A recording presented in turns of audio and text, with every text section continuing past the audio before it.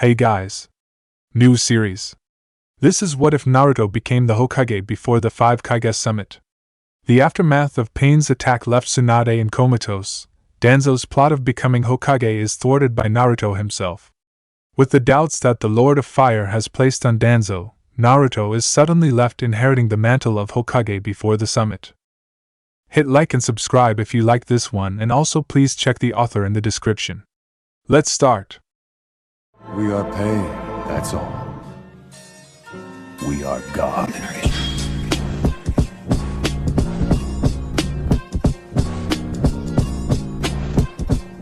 Chapter 1: The Selection. As it was foretold. The elder sage of Myobokuzen said in his shaking voice, holding within his hand the crystal ball to see the events that had occurred. Gamabunta sat in front of the elder sage and watched the events unfold. His injuries aching his gigantic body forced him to be summoned out of Konoha. The battle with Pain was made into a full battle of attrition against Naruto, who in the end succeeded by finishing the fight with God Realm with a slew of backup plans.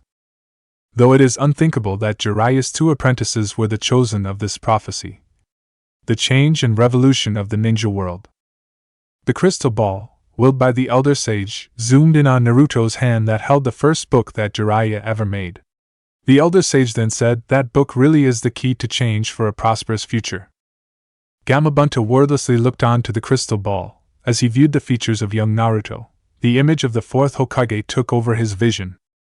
With a wipe from one of his forearms, Gamabunta then said, "The kid is making me remind of the 4th. It's through this brat that everything will change. I'm honored to have been of service to this brat." The elder sage commented, maybe this was all meant to be, from the time Jiraiya decided to never give up. The sounds of rushing water were the only things that could be heard in the great structure of Myobokuzen that day. Konoha. Geto Rinne Tensei no Jutsu. Outer Path. Samsara of Heavenly Life Technique, Nagato shouted, his chakra pouring out of his body. His remaining life force, going to the jutsu he had created.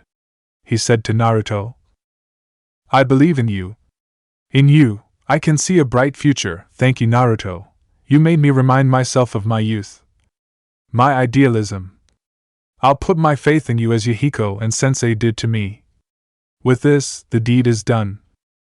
In the midst of Pain's parting speech, a giant creature, with its concentric eyes of the Rinnegan, sprouted forth from the ground zero of Pain's Shinra Tensei, divine subjugation of the omnipresent God. With its mark of king on its forehead, it undid the strings that covered of its gaping mouth, releasing countless souls of the people venturing in the twilight of life and death. In the false tree, Nagato said as his shivering hands reached out to the blonde, "Just one more time. Let me put my faith back to true peace. One more time. Let me dream that beautiful dream." Nagato slowly began to lose his consciousness. Naruto caught him by the arms, a sullen expression written all over his face. Nagato. Konan remained silent as she closed her eyes, as Nagato had started breathing his last. "What did Nagato do?" Naruto asked, as Nagato was starting his heavy breathing. Nagato. As the 7th Pain, he is able to control life and death. For he who controls the Rinnegan is above the cycle of life and death. Nagato looked upwards, the false tree starting to disperse. "At least. Let me do this, for the people that I have killed in this village. This is my payment to you." "Thank you, Uzumaki Naruto. I can rest easy. My dream, Yahiko's dream, we will give to you. My role is over now." With that, Nagato silently paused, slowly succumbing to the merciful embrace of death. No longer shall he suffer the pains of his past, haunting him in his very soul, freed from his drive and obsession. "I promise you, Nagato, I'll be the one to break this curse, believe in me," Naruto uttered, closing his eyes. A lone tear flows from his left eye, signaling his sorrow. If only it weren't for Danzo and Madara, all this pain and madness wouldn't have happened. It was in this moment he had understood what Jiraiya finally wanted for him to have. "If I can't be the one to be that person to bring peace to the world, if I can't find that answer, Naruto, you'll be the one to do it for me." "You bet." Naruto stood up, holding in his hand in a firm grip the first book that Jiraiya had written. Konan wrapped Nagato's body with her paper. She looked on as Naruto followed her. Looking to the place where Naruto had defeated Tendu, Heaven Path/God Realm, Pain. She arrived, silent as the angel of God that she was portrayed to be, gentle and comforting. With a flick of her hand, countless papers wrapped around the form of the body of God Realm. Naruto asked, "You're taking this body too?" Konan replied, "This is the body used to be God Realm. This was Yahiko. He was someone very dear to us." She looked back as the countless papers surrounded the Yahiko's corpse. War brings death, wounds, and pain to both sides. There is nothing harder to accept than the death of those that you love. Your generation that hasn't known war, try to find meaning in death only to be left with pain and hatred that you don't know what to do with. Dying like trash, never-ending hatred. That is war. This is what you must face, Naruto. The book that Nagato so held dearly, and you. It was as if it was the workings of the true God. Naruto not once looked over to the woman as he looked down. Are you going back to Akatsuki? I am done with Akatsuki. Yahiko and Nagato were everything to me. They've entrusted their dreams to you. Nagato believed in you, so I'll do the same. Amagekyo will help you any way it can. Naruto wordlessly looked at the corpses of his fellow pupils and touched them. I'll be the person to end all of this tragedy. It's what my master and fellow pupils had given me. You've taught me to be a stronger person. I promise, I'll do everything I can. Konan raised her right arm and papers began swirling around her hand, folding and forming a bouquet of paper roses. The blue-haired girl handed it over to Naruto and said, "This time, I hope for you that these flowers of hope never die." Naruto merely smiled and accepted the gift, as he reached out for it with both his hands and held it tight. A memory of his former master crossed his mind. "Oh? That's pretty good, Naruto? How about we go out tonight and celebrate with ice cream?" "All right. Thanks, Ero Sennin." "Hey, Naruto. I got the best view on the house here. Want to take a look?" "Eh? You serious? What if we get caught?" You worry over the little stuff like that, and you'll grow up to be such a prude like Tsunade." "No way. Ero Sennin. I got a new idea for a jutsu. Want to see?" "Oh, really? Well, let's see it then." "That was great, Naruto. You really are my most favorite apprentice." "Ha. Now I've got an idea for my next book. How about you write a chapter here for me?" "Sure." "Hey, Ero Sennin, did you know you're like the grandfather I never had? What's with this all of a sudden? And no matter how you say it, I'll always be proud of my apprentice." "Thanks, Ero Sennin." Memories of his master crossed his mind, as he slowly formed a smile and tears fell like rivers cascading down his whiskered cheeks. He turned his back from the view that he last saw Konan, and walked back to the village that was laid in ruins. Within his hands he held the paper roses that Konan had given him, and the memento of his master. "Just watch me, you perverted hermit. I'll make your dreams a reality." He jumped up. His optimism showed forth like the radiant sun. Kakashi. In the period of talking with his father in Limbo, Kakashi realized that he felt his chest a little lighter, his back broader, as if a weight on his shoulder was lifted. His father had talked to him so casually, and so normally in front of the only light within that darkness, that small campfire that his father had waited on for years since his death. Thanks to their talk, Sakuma was able to go meet his wife finally. The shame that Kakashi had shown in years of his childhood was no longer there, only acceptance. With renewed strength, Kakashi went searching for his student that defeated pain. Going through the forest, he saw Naruto, tired and fatigued that he was, an image that wasn't always present. Within his hands were a bouquet of paper roses and a small book. Naruto staggered, feeling the weight of his exhaustion taking over. He fell down, but was caught by Kakashi, who only said, "Good work." Surprised, Naruto shouted to the teacher, "Kakashi-sensei, save your breath and hold on. We're going back to the village." As soon as the village came into view, literally thousands upon thousands of the villagers and ninja were all there to meet him. Welcome back. We believed in you. Thank you? Words of gratitude and awe were shouted from the joyous villagers, and children began rushing towards him, pushing and shoving to get close to the person that had saved them and caused a miracle within the village. They've all been waiting for your return, Kakashi mentioned, and the small slug that had been with Naruto, a part of Katsuya, said. I told them everything that had happened. They've been waiting for you all this time. A shard of memory had hit Kakashi's mind. My dream is to one day become Hokage, and for everyone to acknowledge my existence. In the background, Iruka recalled the moment when Naruto was when he was a child, and to the moment that he had been embraced by the village, a smile had escaped his lips that turned into a full-blown grin, tears of joy overwhelming the teacher. As everyone cheered, certain people seemed to have been approached by the ANBU. This went unnoticed to several of the crowd.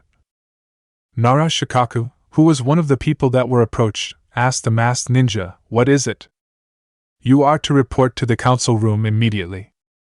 Shikaku frowned and lowered his head and asked, Already? Kakashi looked down in aloofness. Naruto whispered to him. Take me to the council room immediately, sensei. It's time I put a stop to Danzo's underground operations. Kakashi looked incredulous. Did Naruto obtain very sensitive information about Root? And why was he requesting one of the elder toads to accompany him and carry one of their scroll lists for active toads? This wouldn't have happened if I was called back sooner, and the timing of the whole thing. It doesn't add up, sensei. I know I may not notice the simple things back then, but thanks to my training in senjutsu, sage arts, I've been more particular. Please, sensei. Just this once. Kakashi nodded. Naruto was determined, and that looked like something that will remain there until he got what he want. Far in the village outskirts, an oversized-looking Venus flytrap emerged from the thick branch of one of the gigantic trees surrounding the village. I never thought pain could be defeated like this. I must report this immediately, Zetsu said, as he observed the blonde Jinchuriki being escorted away with the infamous copy ninja Kakashi. Madara must take note of this. With that, he sunk into the trunk again, his Kajiro, Mayfly, taking effect, traveling at the speed of sound. The council room. The council room looked tense. Everyone was facing a hard time ahead. Pain's assault on Konoha did more damage than it should have.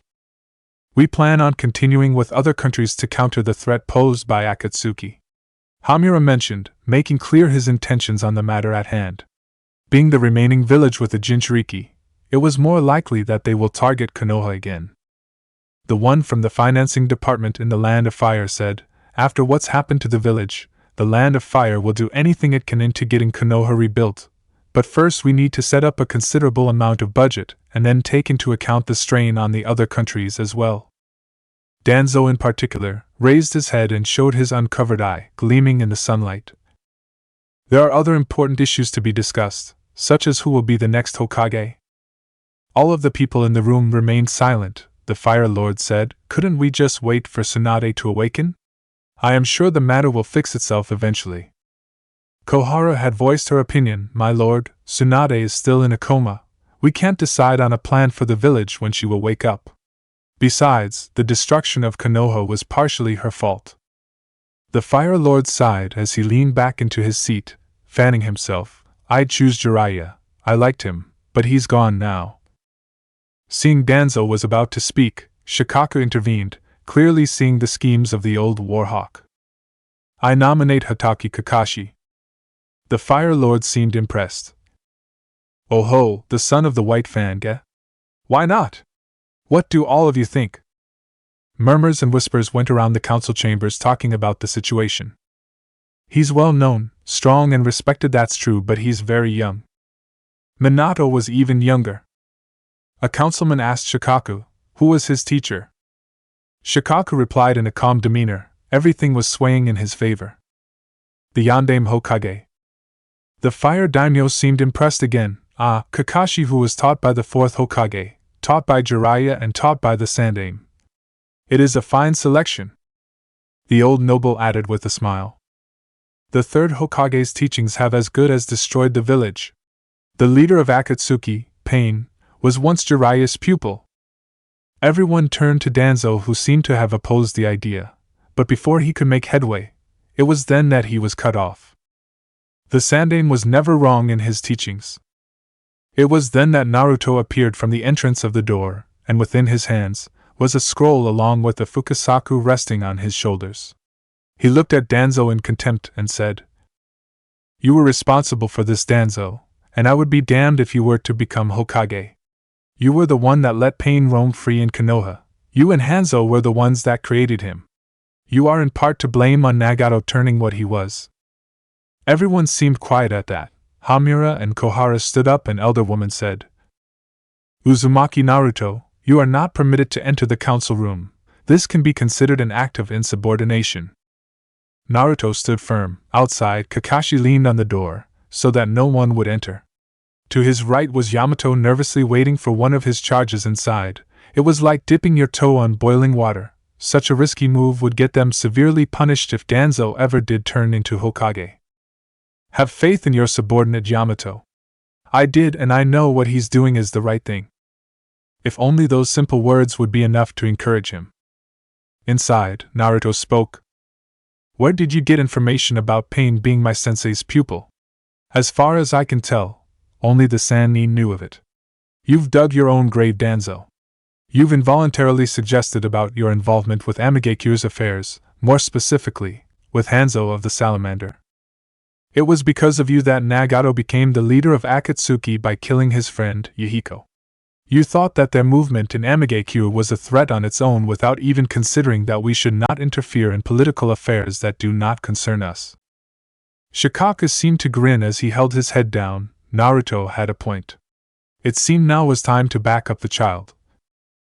"That's true. What happened in Kiri is an example. We do not intervene in actions that concern internal affairs of a country that is outside our jurisdiction, which is almost every country not the land of fire.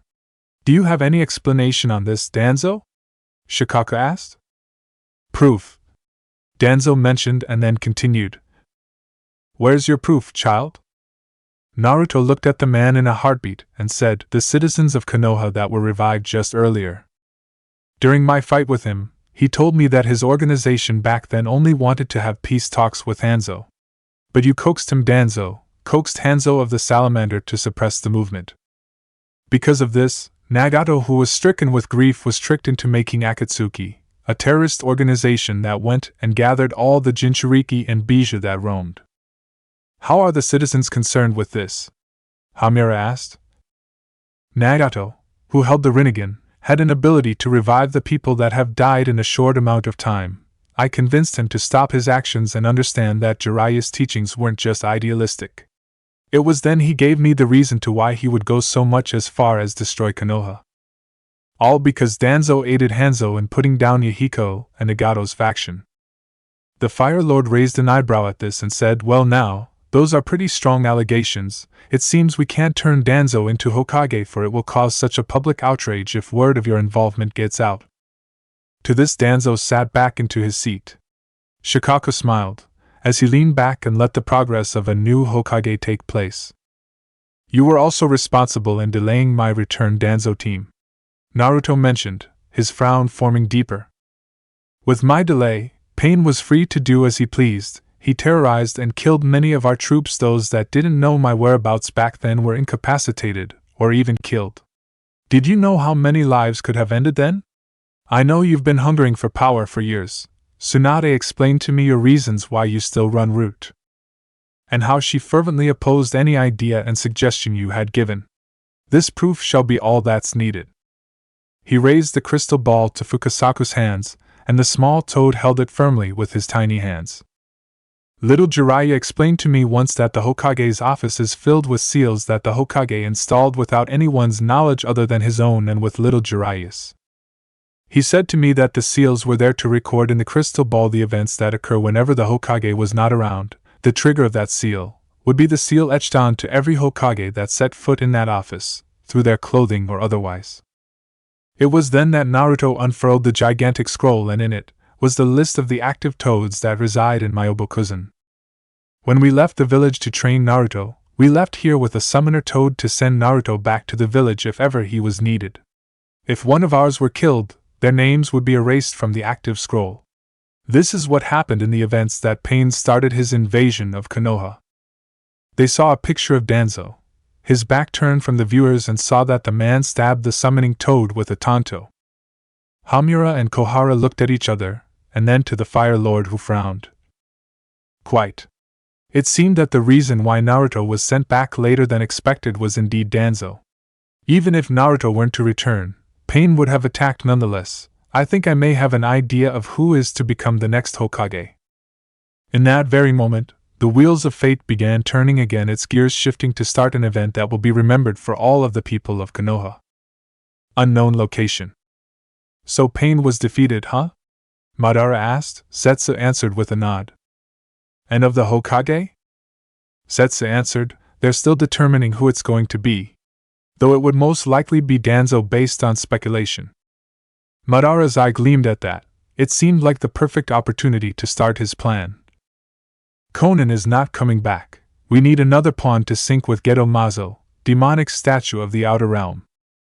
Toby remained silent for a moment, contemplating his next move. He then looked at Kisame and said, Kisame, you go after the eight-tailed beast. I've got matters to attend to. Zetsu, make sure to monitor the events in Konoha. Confirm that Danzo is indeed the Hokage. Come with me when you're done. When Toby had received word that the 5 Kage summit would take place in Kurigane no Kuni, he began to worry about the measures that the 5 major countries that would impose sanctions and interventions against Akatsuki. Their movement would be smaller than what it was before, not that it would be a problem for him. All he needed were the remaining 2 Bija that still roamed the earth. But with Naruto defeating his greatest piece on the board, Madara was adamant about letting one of his members get him now. And with Konoha very aware and assigned task forces against the organization, Madara would eventually be forced to start from scratch. The sounds of footsteps could only be heard as Kisame exited the small cave that housed the Geto Mazo. What will it be now, Toby?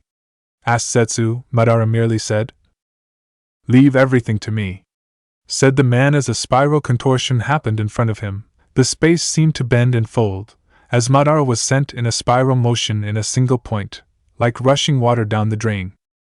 The world will turn at this very single point, for it will embark on something much, much more grand. Konoha. What? Naruto asked, flabbergasted, as the Fire Lord patted on his shoulder and said, As the student of both Jiraiya and Kakashi, and the one responsible in defeating the leader of Akatsuki, I appoint you Uzumaki Naruto as the Rokudaime Hokage. Naruto seemed in shock at this. Why me? You have proven that you are strong and the villagers love you. You have the charisma and strength. You're perfect for the job, said the Fire Lord. Everyone around, except for Shikaku, seemed unsure of this.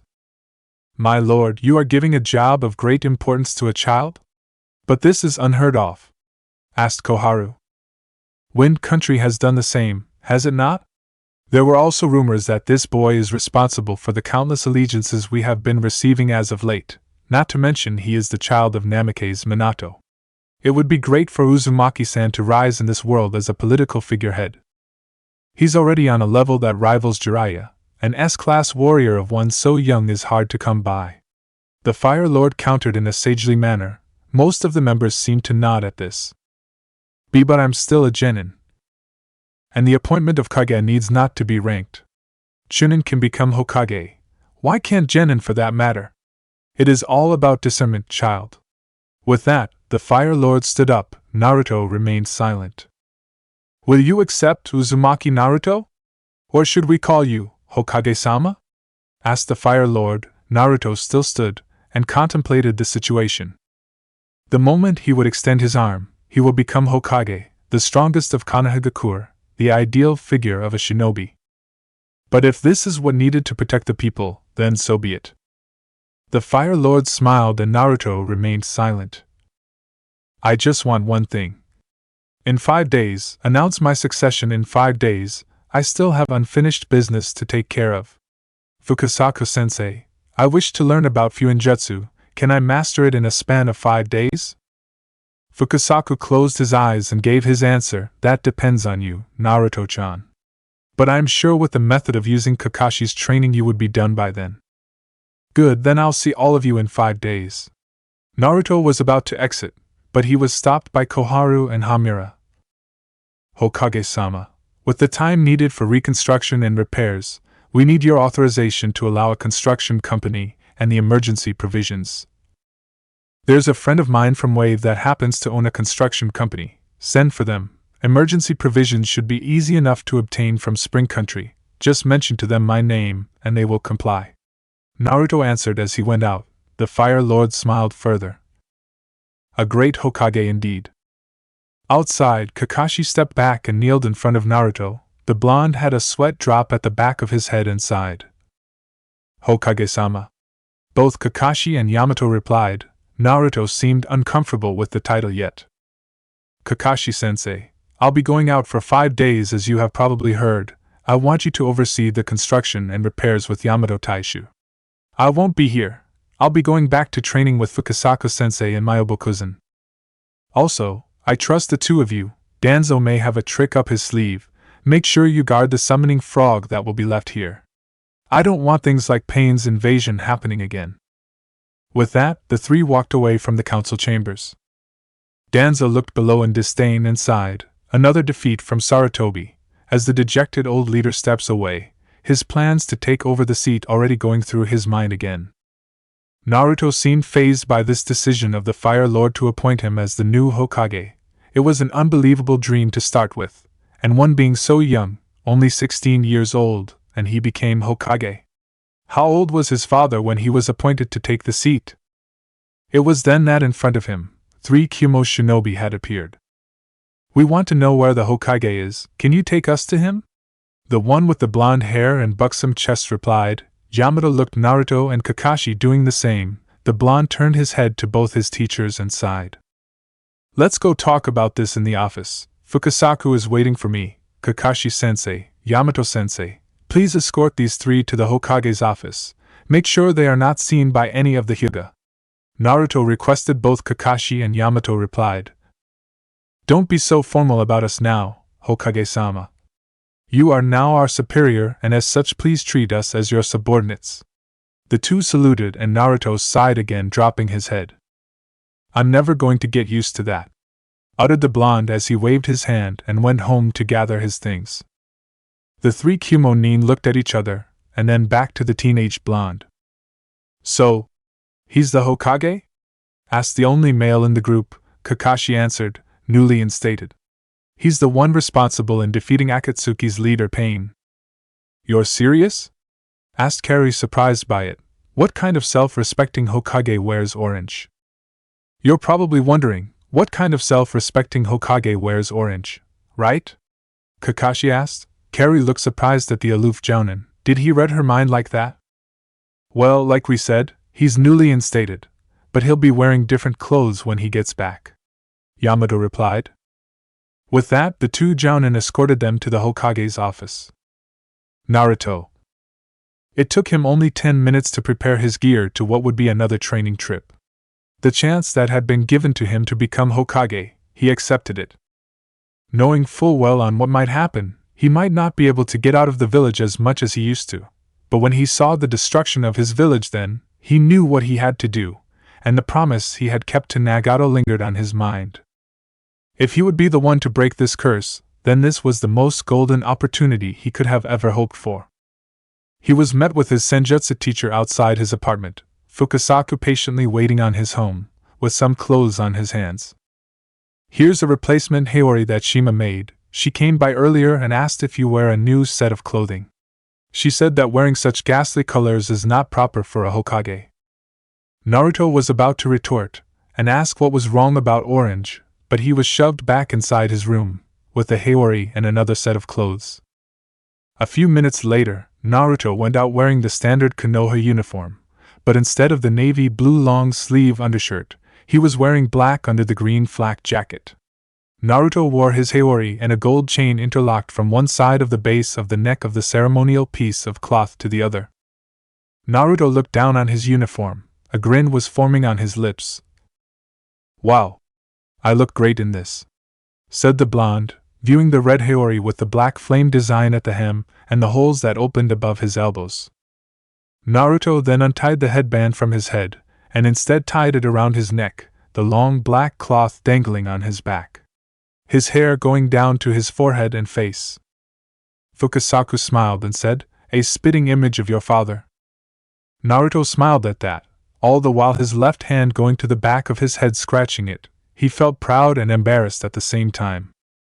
"Now let's address those that needed to be addressed, Hokage-sama," Fukasaku teased. Naruto groaned as he said to the elder toad, "Not you too, Fukasaku-sensei." The elder toad merely gave a hearty laugh. The era of change was about to occur, he thought, and he could see such hopeful future in Naruto. He hoped that he gets to see it before his time, which he most certainly will, for his part in the affairs of the world is done. And the only remaining thing to do would be to polish an already sharpened blade. Naruto had already grown into such a fine young man, and grew plenty from his life. It was time that he lead his peers and call the shots. Naruto may be young, but in his heart and soul lies the aspect of a true leader, one who would put the interest of the people first, one who could convince people to move mountains, one who could make people believe in him. To Fukasaku, Naruto was the miracle that was needed in order to change this world. It was his wish that came true when he fought for the village against pain. The teacher from Myobokuzen, after hearing the battle, gave a proud smile to Naruto. The boy that could do miracles, the hope of the world, took this huge leap of fate. Perhaps it was meant to be that Naruto lead the people in trying times. But that huge burden must be too much to bear for a person as young as he is. They made their way to the Hokage's office. Naruto was careful not to be seen by any of his new fans. He was still unprepared for something as big as becoming Hokage right now. As he made his way upstairs, he opened the door to his office, and there sat in front of his desk was the trio that came from Cloud. Kakashi looked stunned as he saw Naruto. He was the absolute spitting image of the fourth in that uniform of his. He sat on the Hokage's chair. A feeling of nostalgia took over him as he leaned back and said, "I'd never imagined sitting in this chair with my age. It feels different." The new Hokage said, his two subordinates standing firm to his side. Kakashi and Yamato spoke at the same time. "You will eventually get used to it, Hokage-sama." Naruto disdainfully looked at his two former teachers and shouted, "Cut the crap already." Kakashi and Yamato merely smiled and forced back a laugh. He then turned to the visiting Kumo ninjas that had sweat drops at the back of their heads. "So what are you guys here for?" asked the blonde haphazardly, his left elbow resting on the desk and his chin resting on the palm of his left hand. Samui looked at her team and Omoi gave the scroll to her. The busty female then said, "Reikage-sama has requested a Kage summit in a week. He wishes to discuss on what to do about Akatsuki." Naruto raised an eyebrow at that and then turned to Kakashi-sensei. "Has Bachan sent request aids to fight against Akatsuki when I wasn't here?" Kakashi visibly nodded yes, but the requests were denied by both Earth Country and Lightning Country several times, forcing her to create the Niju Shotai, 20 platoons. The team from Kumo was shocked to hear this. The Reikage denied pleas from Konoha to aid them against Akatsuki. Naruto turned back to the team and said, "I know the importance of taking down the Akatsuki. I've encountered almost all of their members in the past. My only question is, why act now all of a sudden?" Samui, the spokesperson of the team, said, "The Reikage's brother, Killer B, was taken captive by Akatsuki when he was in Unreikyo, Valley of Clouds and Lightning." Naruto then said, "So he's a host then?" The blonde then turned around and asked Yamato, "Sensei, you still have that book that Kabuto gave us? It has all the information they need about the remaining members of the organization." Samui looked at the young Hokage for a moment, and then to the one with the faceplate who rummaged through his gear and gave the small book to her. Samui turned and flipped every page, scanning the members, and then gave the book back on the desk. "I'm sorry, but this seems a bit outdated, Hokage-sama. The Akatsuki seems to have gained new members in their ranks." Samui bowed. Naruto looked on in interest, and he stood up and asked, "Who?"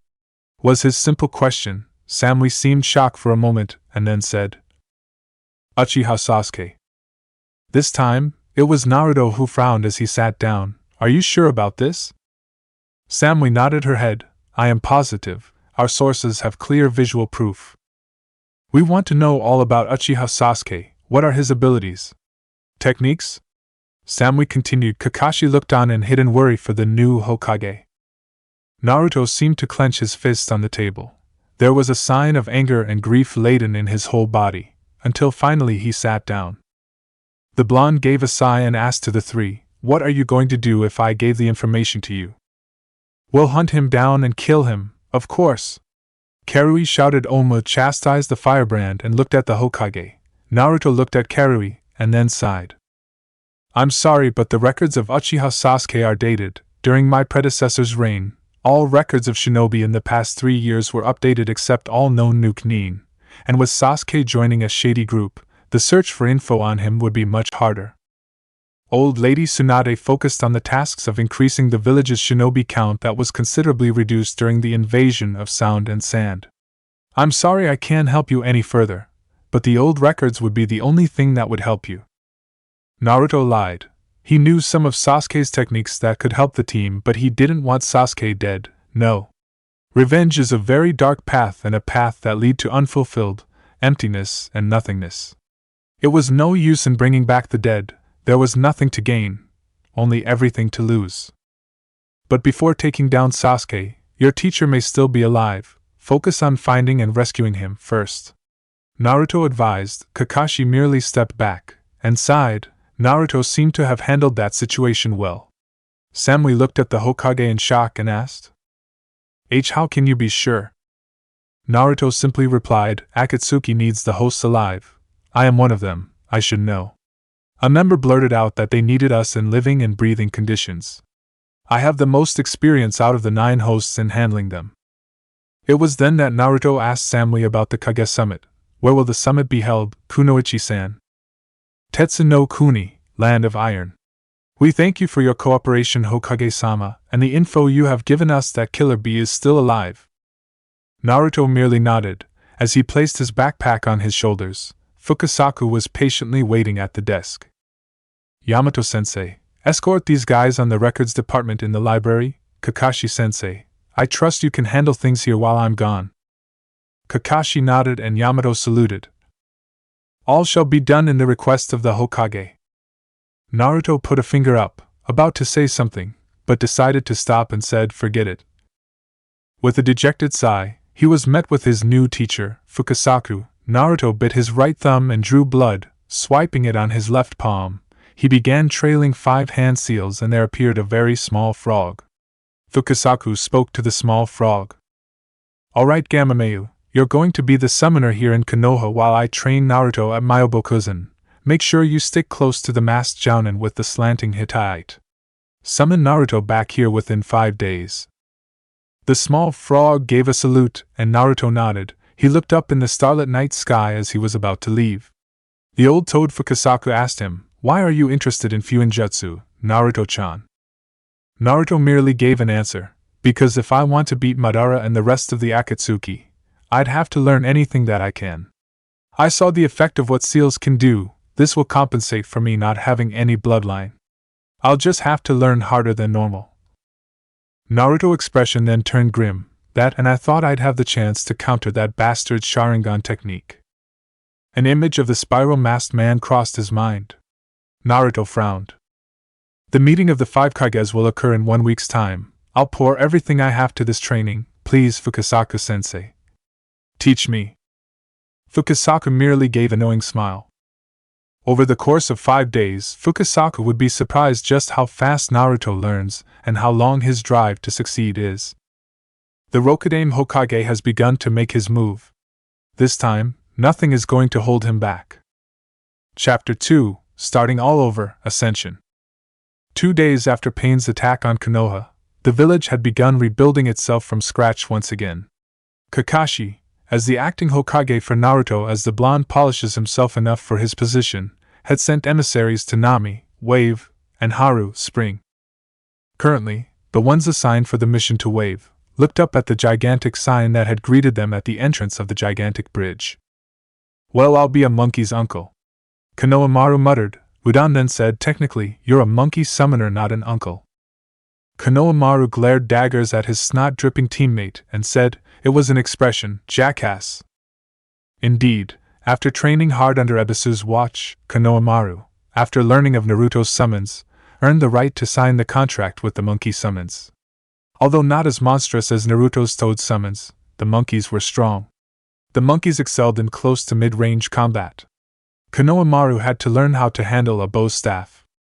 His first summon happened to be the son of Monkey King, Enma, a young monkey in training that could transform into a three-quartered staff.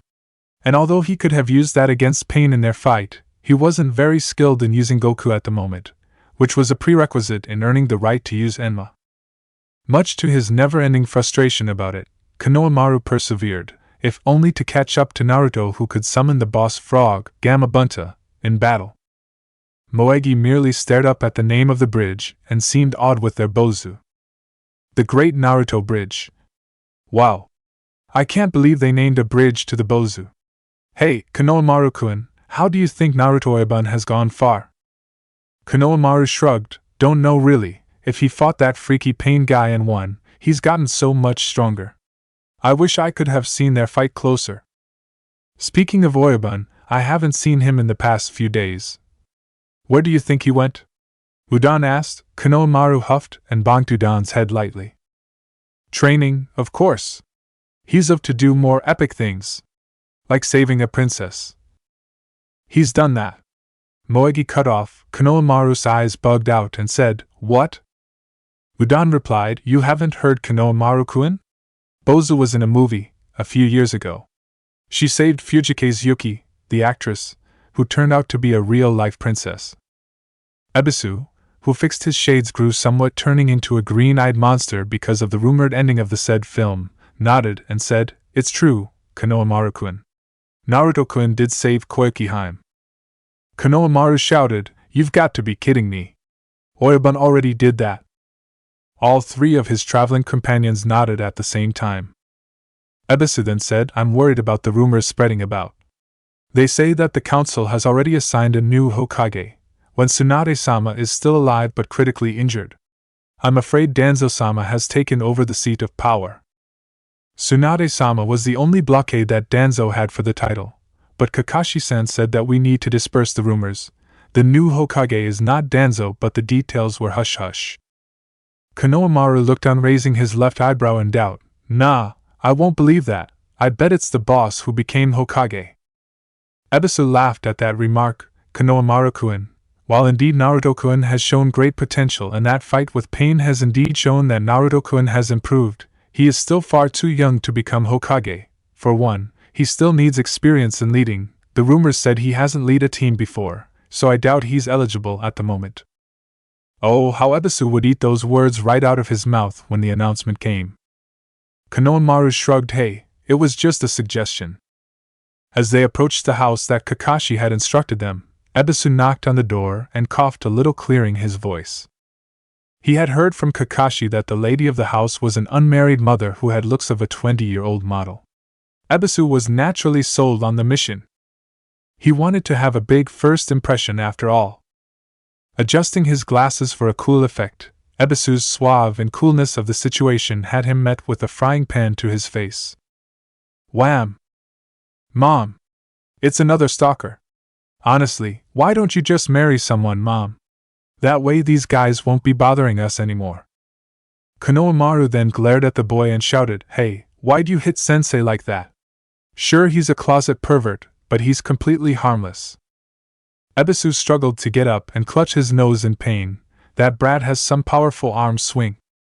Moegi smiled at the boy with the fisherman's hat and said, Actually, we're just emissaries from Konoha. We're here on account of the acting Hokage requesting someone by the name of Tazuna-san to assist us in some rebuilding. Inari raised an eyebrow at that, but when he heard the word Konoha, his eyes immediately sparked to life. Oh, from Konoha. I'm sorry, Mom has a lot of guy problems actually. Just this week, I almost fired the crossbow on the guy that was spying on Mom by the tree outside. So I'm a bit careful. Great detection skills, Ebisu commented, grabbing his first aid kit and an antiseptic. Anyway, you're looking for my grandpa. He's in the main town. Why don't you guys just wait for him here? He'll be back soon. The boy then gestured for the guests to come in. That the four politely agreed, and went inside. Inari was ecstatic. Hey, have you heard someone by the name of Uzumaki Naruto? He asked. The three genins looked at each other and nodded. You mean Oyabun? Yeah, he's pretty well known in our place. He just saved us from destruction just 2 days ago. Konohamaru mentioned, grinning. You don't say? Tell me what Nai-san did. Inari demanded. His mother then stepped out of the kitchen and smiled. Now, Inari, it's not nice to demand something from our guests this early. Tsunade said. Ebisu looked at the motherly figure that appeared before him, absolutely stunned by her earthly beauty, her goddess-like features. I'm sorry for barging in, Mrs. Tsunade. I'm sorry for barging in, Mrs. Tsunade, but we're here to ask for Tazuna-san's help in some repairs in the village. Tsunade nodded with a smile. Oh? What happened? Konohamaru continued, like we said, this guy almost destroyed us if it weren't for Naruto Oyabun. Tsunade then sat down as Konohamaru had said Naruto's fight against pain. All in exaggerated detail. Ebisu, meanwhile, couldn't really correct Konohamaru on that one. After all, it was a close interpretation on what happened. Sure, it was a bit exaggerated in some areas, like Konohamaru mentioning his super awesome Rasengan blasting one body to chunks and bits. But it was close as a 12-year-old's interpretation anyway. A knock on the door was heard. Inari was about to grab his weapon of choice for the day, the frying pan, until he had heard the man slurred and shouted incoherently from the other side of the door. Let me in. It's me. Grandpa. Blee. The sound of hurling and a few chunks of liquid splashing on the ground were heard outside. Oh. Konohamaru uttered. Moegi voiced her concern. Did he just barf? Ebisu sighed. Kakashi didn't tell him that the person they were searching for was a drunkard. This was going to be a long explanation. 2 days earlier, Naruto had arrived at Myobokuzen. Many of the citizens from Konoha didn't know where he had gone to, and he hoped it'd stay that way for a while. He was fearful of what might happen. But now that he had made up his mind, it was time to start thinking ahead. Jiraiya always did say if he put his mind to it, he'd be a better shinobi, possibly better than any of his generation group and beyond. Jiraiya had told him how he was much like the person Naruto is. The old pervert told him about how he was just not focused enough in handling one task in training back then. When Jiraiya was a kid, he would often neglect training in favor of peeping. That and his idea of being a ninja was to make Tsunade fall in love with him for his display of machismo.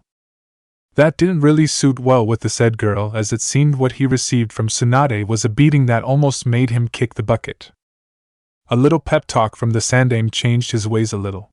Sure, he was still the lecherous sleazebag that Tsunade occasionally nailed to the wall or flung him to lower Earth orbit, but he got to go serious about his ninja career, and look where that got him in this lifetime. Naruto went inside Shima and Fukasaku's home, intent on learning all that he can. The old lady Toad spoke to him. Naruto-chan, there's the bookshelves about Fuinjutsu near our rooms. If you want to start reading on the basics about sealing, then go ahead. But be advised it's kind of hard to do when you apply it. I suggest you do that in the morning. You can read at night. Be advised, Naruto-chan, Fuinjutsu normally takes up a lot of characters and symbols to be written. You should have an extensive vocabulary to write the seals down. Jiraiya-chan had to learn about writing them for 3 weeks non-stop. Are you sure 5 days is all that you need? Learning this is purely self-study. We can only watch you perform them. Naruto looked at Shima and said, It's all that I need. Shima smiled at this. Very well, I'll leave you to your devices, Naruto-chan. Naruto nodded, as he began taking notes on a piece of paper and began writing down some of the important parts that seemed important as he read. Fuinjutsu, the art of sealing, is still a very mystified concept in the world. It has been an ancient art existing longer than the Rakuto Senin's time. Artisans of this field are rare, as often, learning the art of sealing is meticulous and time-consuming. Often the use of Fuinjutsu is to bind an object or living organism into another, existing in one being yet not being the same. Different characters have different effects. Often the amalgam of seals causes a new effect to occur. This is called transmutation, as it gives countless possibilities to produce with just a simple stroke. Naruto then turned the page and continued. Fuinjutsu is much of a science as it is mysticism. Sealing techniques are what preserve the human civilization from extinction.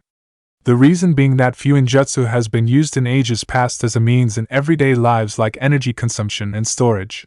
The uses of fuinjutsu is endless.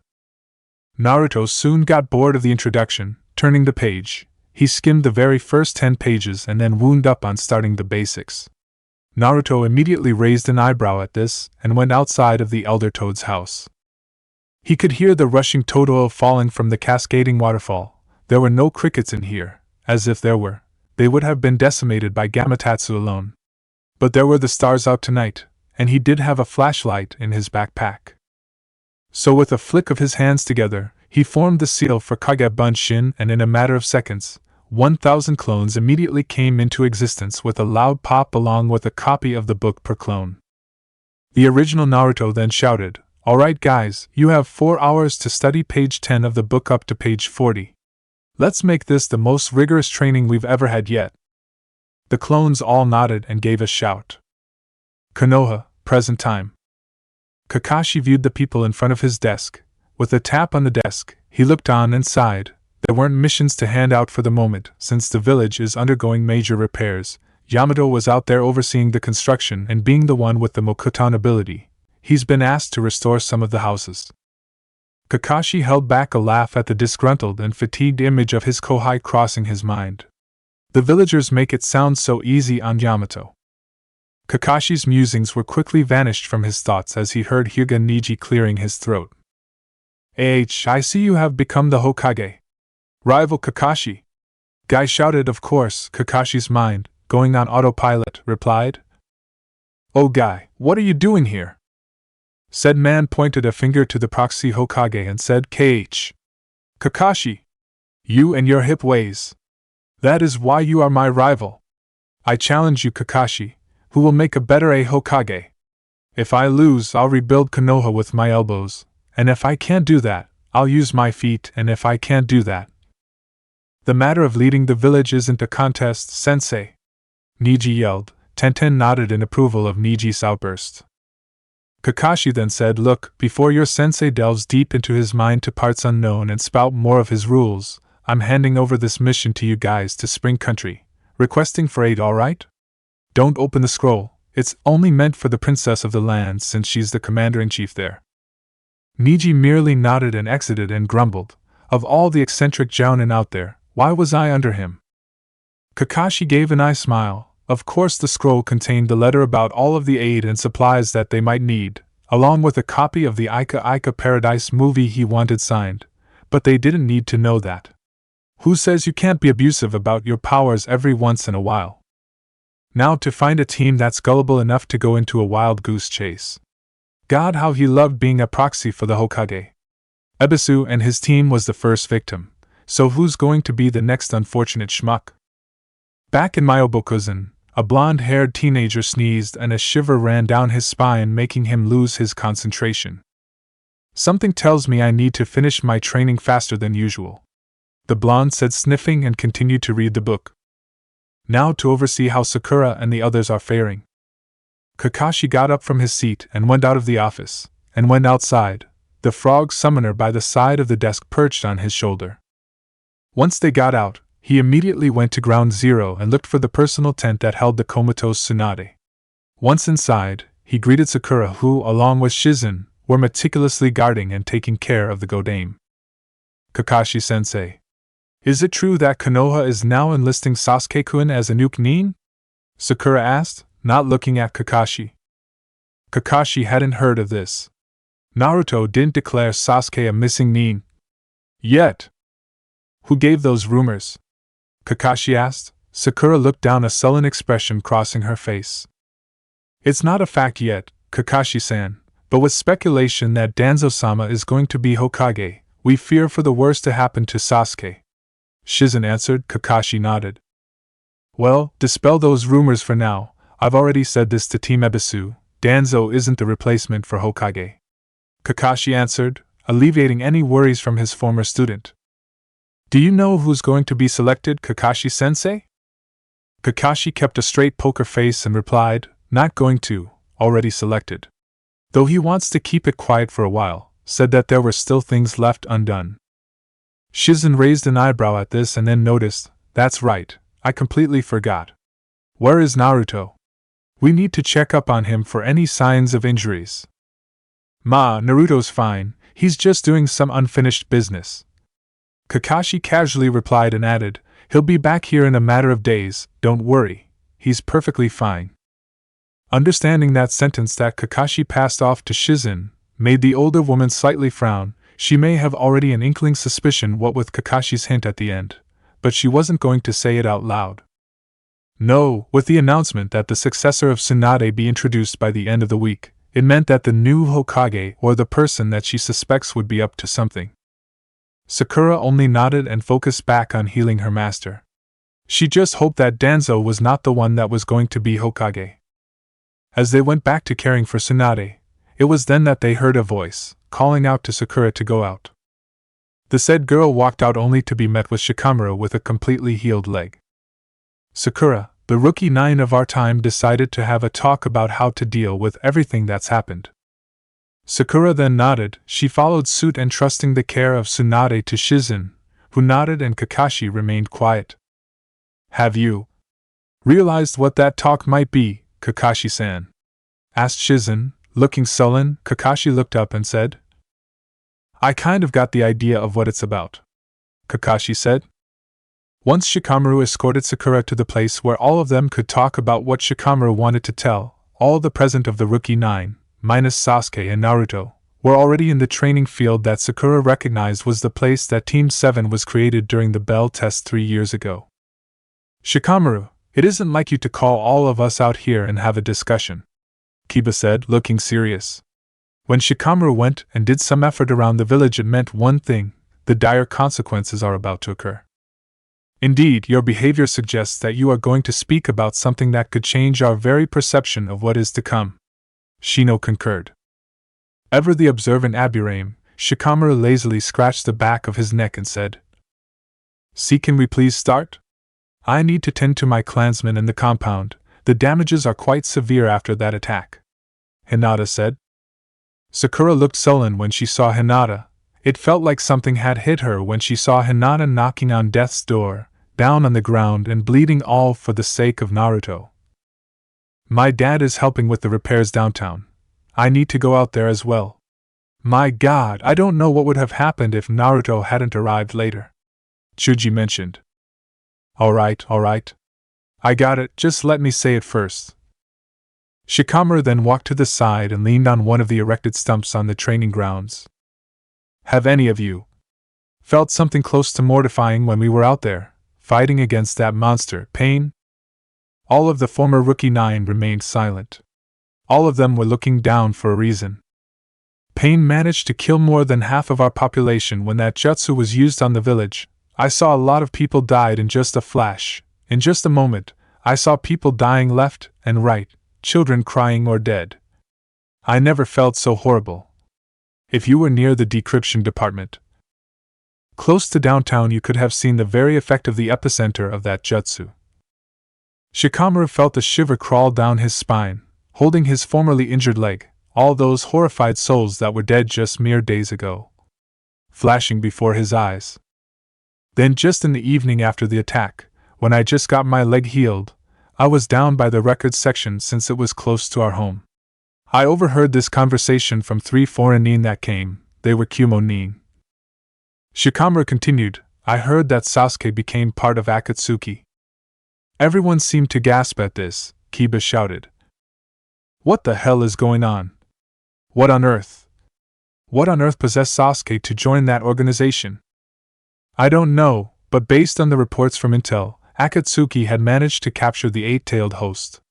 You can already see where this is going," Shikamaru answered. Ino then spoke up. "But that can't be right. Sasuke joined the same organization as his brother. The same organization that killed the Suma-sensei." Shikamaru sighed and continued. "It wasn't the fact that Sasuke captured the 8-tailed host that served as the breaking point for a foreign village to move out. It was the fact that the 8-tailed host was the brother of the Raikage. You understand now? Sasuke caused such an international uproar that the way I see it, Danzo or not, the new Hokage has no choice but to place Sasuke on the bingo book, lest he or she wants our village to go to war. Besides, I'd be damned if they take Naruto. This time, Shikamaru's expression turned grim.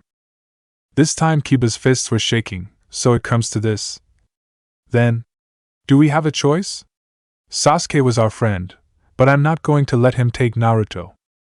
Shino replied in his monotone, if persuasion through words cannot reach Sasuke anymore, then there's no helping it. I'd rather kill Sasuke than lose Naruto. Wait. How can you be sure that the new Hokage would just let this stand by? Sakura asked. Shikamaru explained to Sakura. Sakura, no one who is not a ninja of Konoha is allowed to go the records department, you understand, right? That's where they store info on ANBU profiles, shinobi profiles, and most of all, jutsu and Konoha texts. You think that the Hokage will allow 3 foreign nin to just casually walk in there?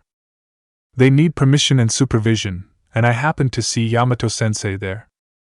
What's going to happen? Ino looked at Shikamaru in worry.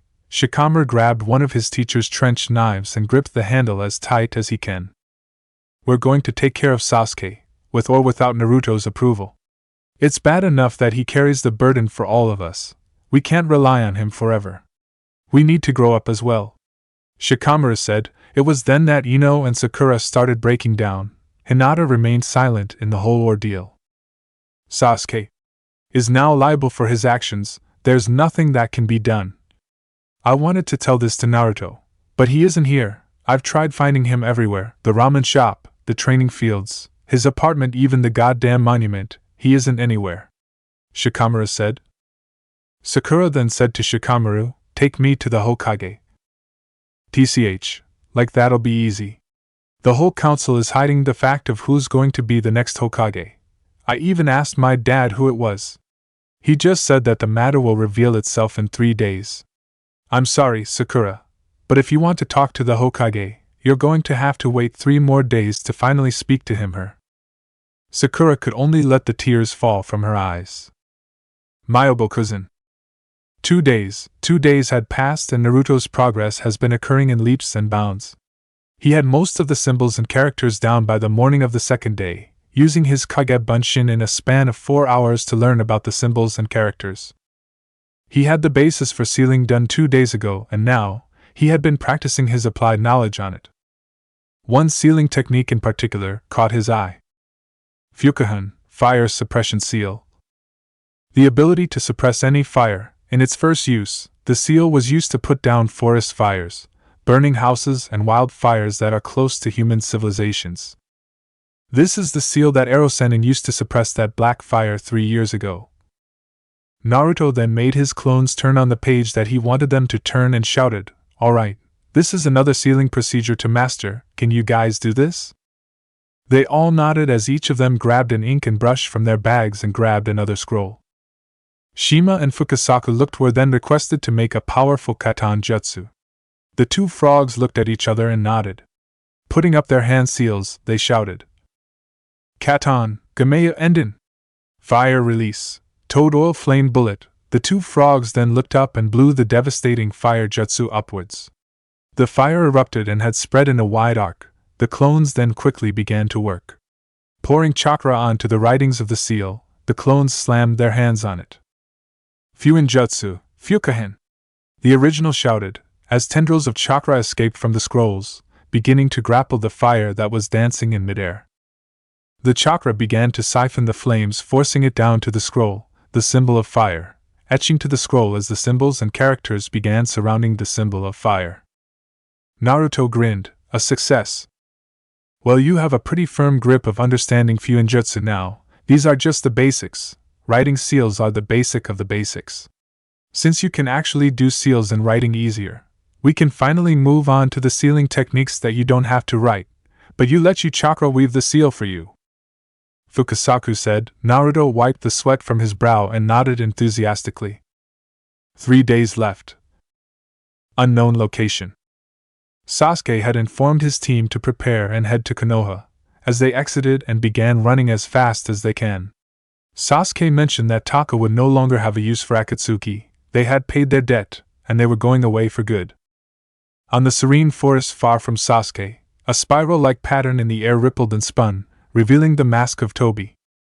Sasuke was jumping from branch to branch, when suddenly, he was met with the man that had blocked their path. Sujetsu, who was following Sasuke, stopped and asked the leader of their group. "What's wrong, Sasuke?" Sasuke was staring at the masked persona that was Uchiha Madara. Karen seemed surprised by the sudden appearance. It was as if the man had popped out of nowhere. "Hey, Sasuke," was the man's only reply. Sasuke asked the man. "How did you know where I was?" Madara only leaned in closer and said, "Don't underestimate me. This technique is well within my powers." It was then that Sasuke spoke. "What do you want with me now? Taka is no longer part of Akatsuki. We have no further use for you. I said I'd have to kill you if you betray Akatsuki, and you broke your promise to me." The man's single visible Sharingan squinted as it looked at Sasuke. Sasuke seemed confused of the man and asked, "What are you talking about?" "The eight-tailed beast.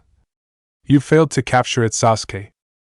Karen then said, "But I thought we captured it. We even gave it to you." Madara stared at them quietly. Sujetsu seemed agitated by the man as well as Jugo. "It was a fake. The Eight Tails pulled a fast one on you. I'm really disappointed in you guys," the man said, dissatisfaction in his voice.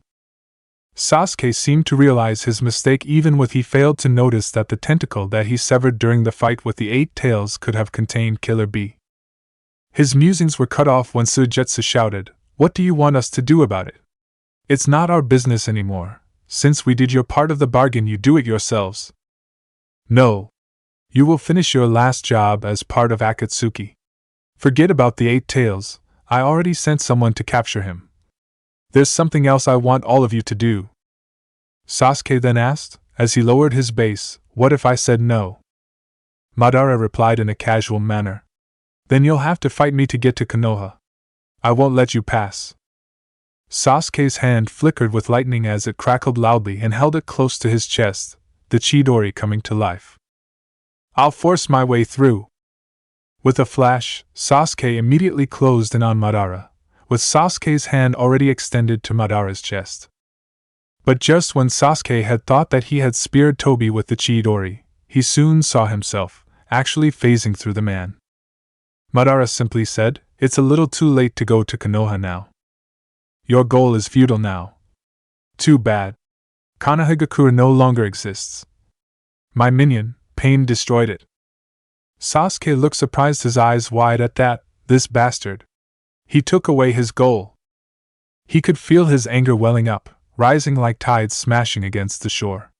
Sasuke slowly inched his hand towards Kusanagi, about to go all out on Toby, until he saw a green plant with jagged patterns in the middle rise from the branch that Madara stood on. Sujetsu seemed surprised and asked who was the person that appeared. "Calm down. He's with me," Madara reassured them. "So who's the new Hokage?" asked Madara.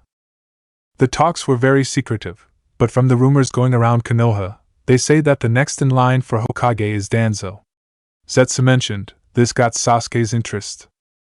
Madara looked at Sasuke for a moment. He could feel the sudden rise of killing intent coming from Sasuke. Madara seemed to smile under his mask in this predicament. "I thought as much," Madara said. Sasuke asked, "Danzo is Hokage?" Toby only said, "It's just factual speculation. But he is the most probable candidate at the current situation. He's the one responsible for making your brother do what he did. And now, he's Hokage." Sasuke gritted his teeth. This time his right hand was now holding Kusanagi. Because you and Pain had made such a commotion, the 5 Kages had begun to move. They're about to hold a meeting. Sasuke remained silent at this as Zetsu continued. "I'll explain the rest, Sasuke. You see, Pain took initiative in capturing the 9-tailed host, and we let him. Take into mind that Pain was one of our strongest members. He conquered Amigakure and can do a jutsu that can take out an entire village. Yeah, he could probably kick your ass without a problem." At the mentioning of the phrase, 9-tailed host, Sasuke pictured Naruto, who had stared at him back then, those ruthless, blood-colored irises and that almost malicious, animalistic slit he ever saw.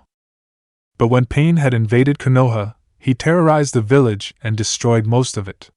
Now Konoha is in ruins. But Pain still lost to one person. He lost to Uzumaki Naruto, the nine-tailed host. Suigetsu raised an eyebrow and asked, so this Naruto defeated Pain all by himself?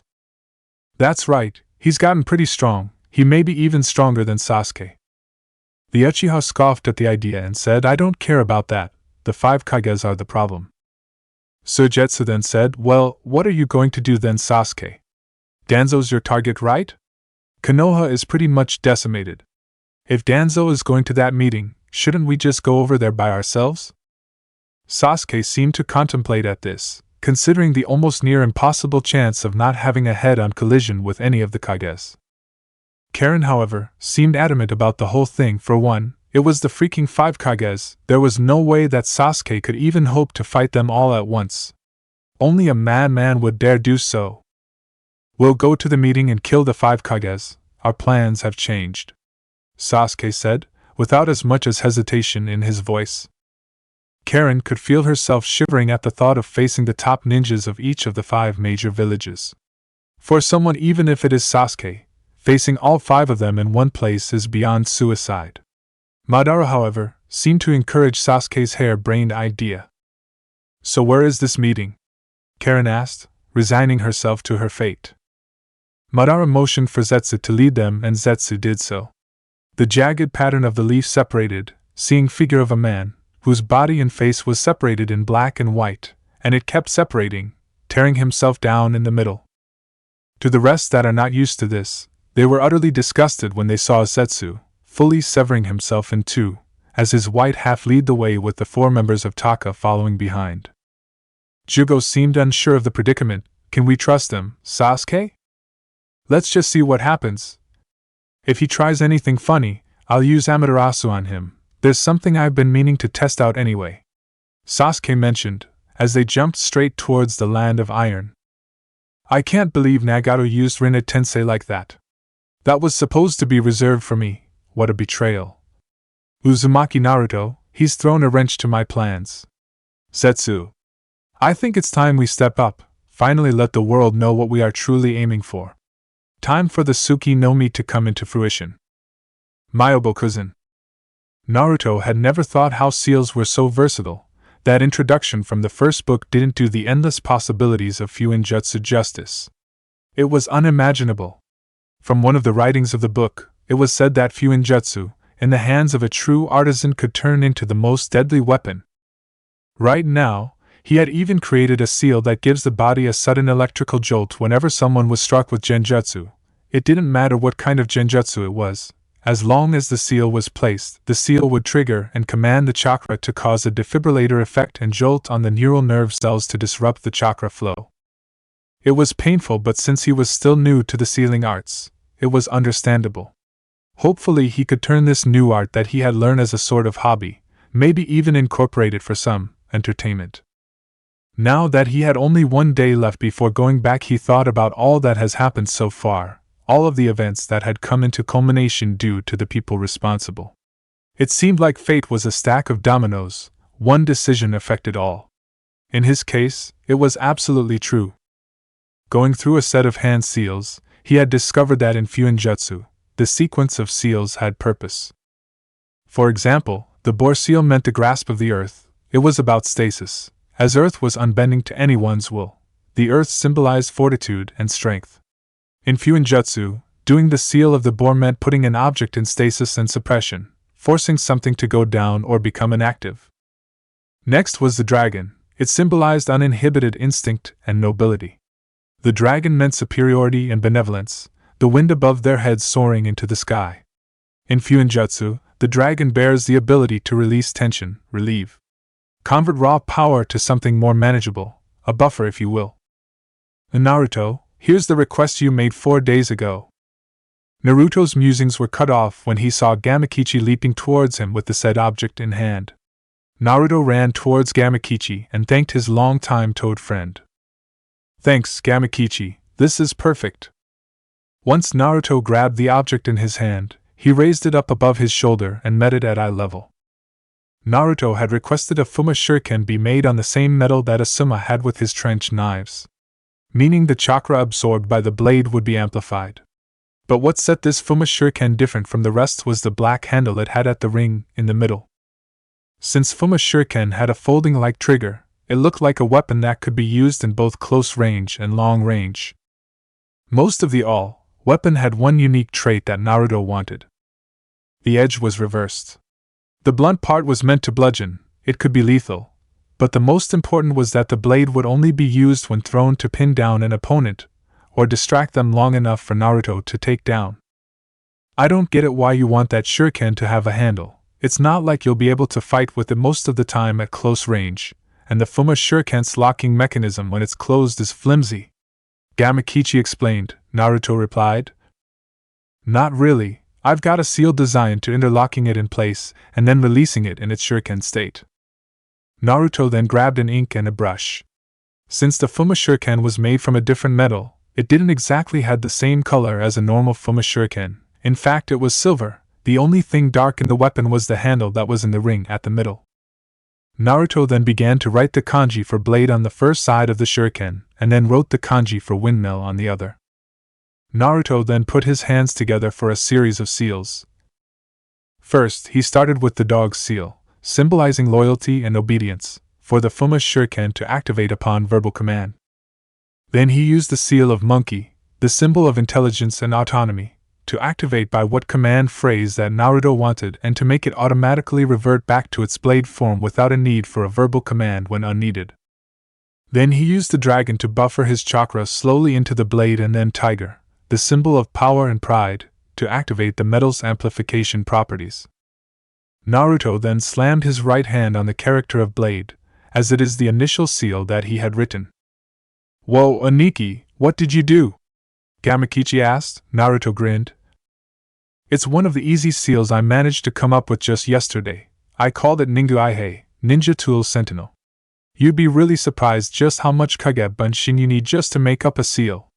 It feels like 20 years doing all that work. Naruto exclaimed. Gamakichi laughed.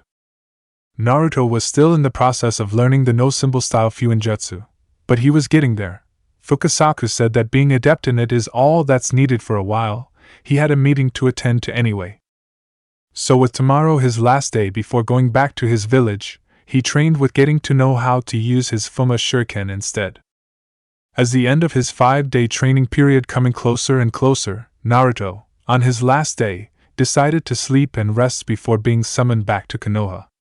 Naruto, in his heart, was preparing him for his newest task, guiding Konoha through the tides of uncertainty, protecting everyone, and finally, bring about a new age of a world that his former teacher had longed for. Konoha, 5 days after Pain's attack. Are you ready? Kakashi asked. The figure at the back wore his red and black Haori, a folded Fuma shuriken strapped on his back, the black long-sleeve shirt under his green vest and black pants, wearing the red and white hat that symbolized his authority within Konoha, the symbol of fire placed at the tip forward. The figure nodded. The elders by the side were standing sideways as they wait for the figure to step out of the door towards the balcony of the Hokage's building that miraculously survived from Pain's assault. As long as there are leaves, the will of fire shall never die. The figure looked on at the pictures of the 5 Hokages that had ruled before him, as he took a step forward like a true leader, the elders and advisors, then saw the silhouette of Hokage's past, the back of Senju Hashirama, Tobirama, Hiruzen, Minato and Tsunade, going out to face that roaring crowd. His face hidden by the hat that had been placed above his head. Kakashi, Yamato, Koharu and Hamura were wide-eyed. They were breathless as they saw the person walking towards the people. From the midst of tragedy and despair, the will of fire has shone, and it had shined brightly in the radiant sun. As the people saw the person that had walked towards them, the winds howled and swayed in his presence. It was then that the new Hokage, to many that had seen the red and black Haori whose hem of the clothing danced into the wind as the person walked towards them, they immediately recognized the person under that hat. Many would recall this as the moment of absolute change.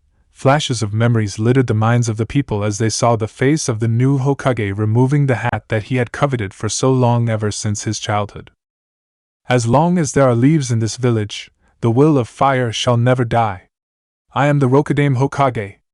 I am Uzumaki Naruto, and I will lead this village from now until my very last breath.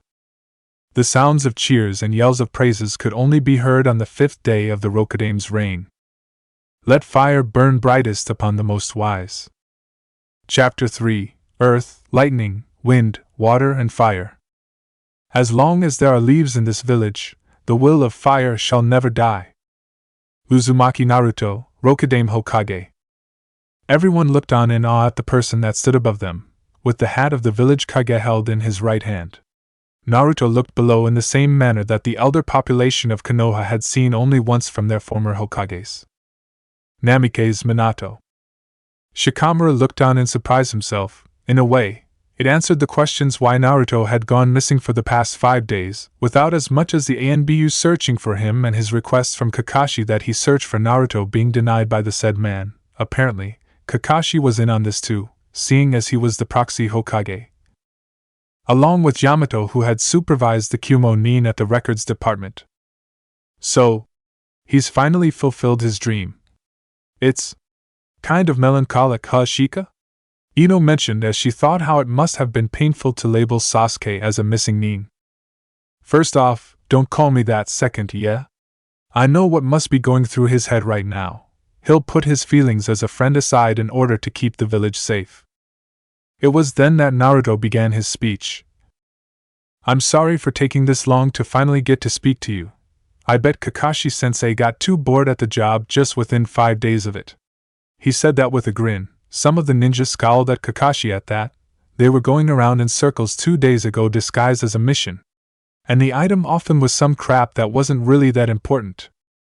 Kakashi merely scratched the back of his head and silently laughed. Sure, it was a sin to be fooling off when the village was in such a state, but come on.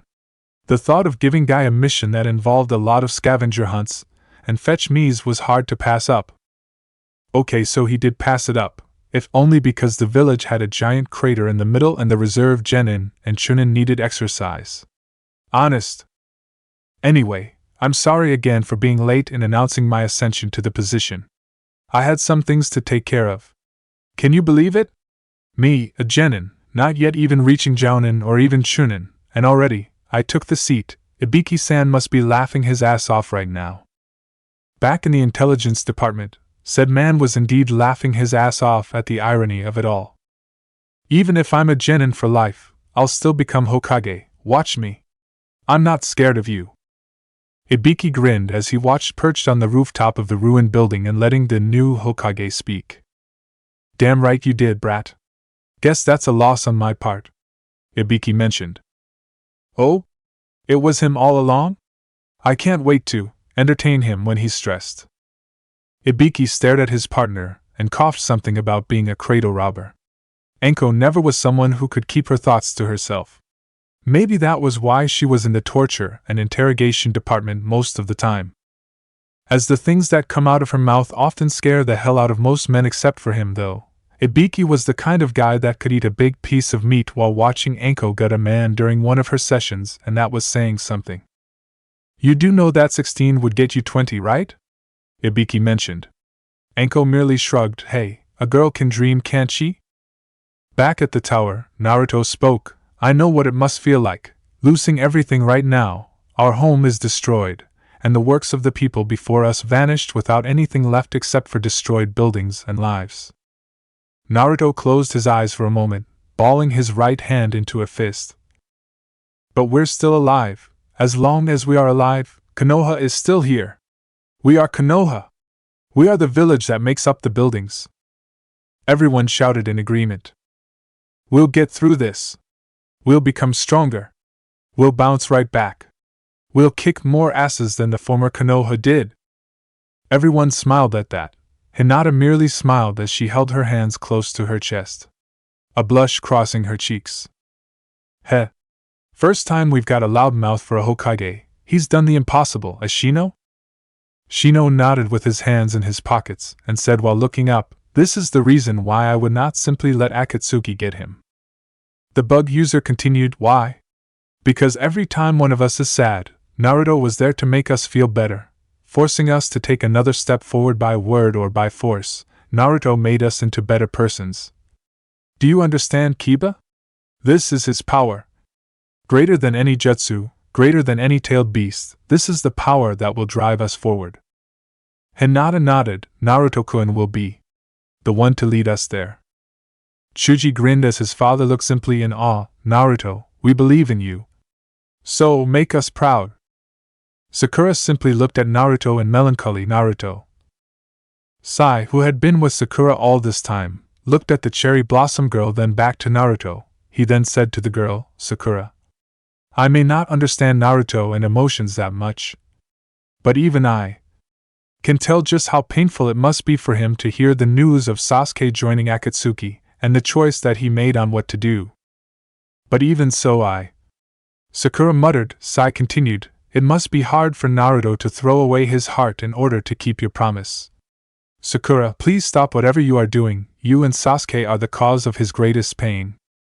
Sakura could only stare at Naruto, biting her lip as tears began to fall. If indeed her actions were the ones to cause him pain, maybe it was time to tell Naruto about Shikamaru's decision as well as the rest. As Naruto finished his speech, everyone seemed fired up, including the children. With renewed vigor, they went back to repairing the village again. Naruto went to the office, his clones working double time on the paperwork ranging from budgets to status reports. Grabbing the summarized paperwork, he went out of his office, overseeing the repairs. According to the reports, the village repairs were coming along fine. Yamato had restored some of the amenities downtown, most specifically the market and stores, to jumpstart the business district. Naruto raised an eyebrow as the western area of the village had been rather well off. The hot springs were receiving quite a nice batch of customers. Naruto wondered at that. Perhaps hearing of Jiraiya's demise somehow made the place trustworthy again. As he went around town, he overlooked at the townspeople on the repairs, who apparently waved at him, with him waving back with a smile. Some of the women seemed to squeal, however. Naruto scratched his head at that. Did he look that ugly that the women would scream like that? Whatever, he needed to go check on the other parts of town before he had to go tonight for that summit. He sighed. His work as Hokage was tiring. There were things to do and decisions to be made.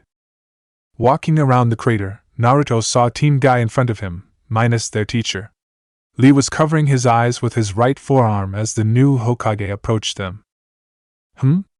Lee? What's the matter? The blonde asked. Naruto-kun, I was absolutely taken by your speech earlier. Your passion has ignited a fire in my spirit. Already you show the sign of being a great leader. Tenten shrugged. Ignore him, Blondie. He's just a little emotional after that little speech you gave. Tenten, it's not courteous to call the Hokage names. I'm sorry, Rokudame-sama. My team is a little. Niji apologized and bowed. Naruto seemed to groan at the new title and suffix and title he had just received. He'll never get used to it. Pull that stick out of your ass, Niji. This is Naruto we're talking about. He's not that particular about courtesy calls. Tenten mentioned. Niji begged to differ, however. Titles are important, Tenten. Names are important. They tell that the person is a dignified member of the elite. Actually, I'm not that particular with names like that. Naruto had cut in. Niji seemed to raise an eyebrow and said, That's not acceptable, Rokudame-sama.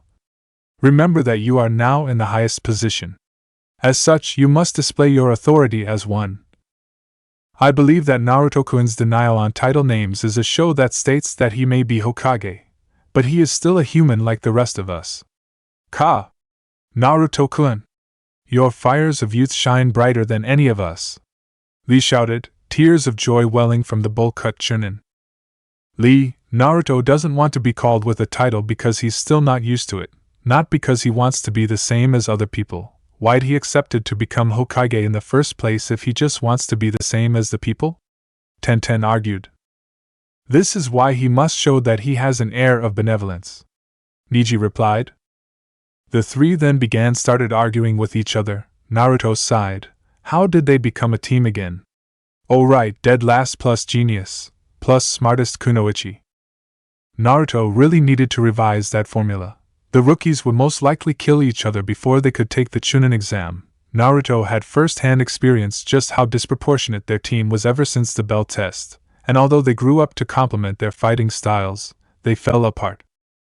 Sasuke left the village, Naruto was held back and Sakura remained stagnant. Their team dynamics were the worst in their generation. Neji, Lee and Tenten were lucky enough, often they argued with each other, and had a sensei that wasn't lax in team dynamics. Naruto and Sasuke argued with each other, while Sakura supported Sasuke, adding fuel to the fire. Kakashi may have hoped that Sakura would serve the mediator, but it already came too late to realize when Sasuke and Naruto were already at each other's throats, almost critically injuring or even killing each other. Naruto thought that Team 7 most likely fell apart when Sasuke watched as he fought off Gaara of the Sand when he was barely able to stop him. That showed his jealousy and inferiority complex that Team 7 didn't know Sasuke had. "Guys!" the blonde shouted, earning the attention of the three people arguing in front of him. The three immediately stopped and looked at their Hokage. "Could we please quit it with the pointless argument for a while? There's a village to rebuild, you know," Naruto exclaimed, silencing the three and standing up straight and saluted, saying, "We are terribly sorry, Hokage-sama." Naruto dropped his head and sighed. Just check on the supplies or something. The report stated that Spring Country has just sent its aid to us." Neji had cut him off. "We already did, Hokage-sama, and the princess gave us a letter addressed to you." The Jounin then handed to him the scroll. Naruto quickly unfurled the scroll and read it. Naruto flushed about halfway through. Apparently Koike had a dirty mouth about things that Jiraiya would seemingly giggle and enjoy, and said things were directed at him. Now, it being a letter, Naruto couldn't really tell if she was teasing or not. That and the fact that she said she never knew that Naruto was such a big fan of the Ika series. Sure, he read the books a few times, but he didn't really found it enjoyable as Kakashi had.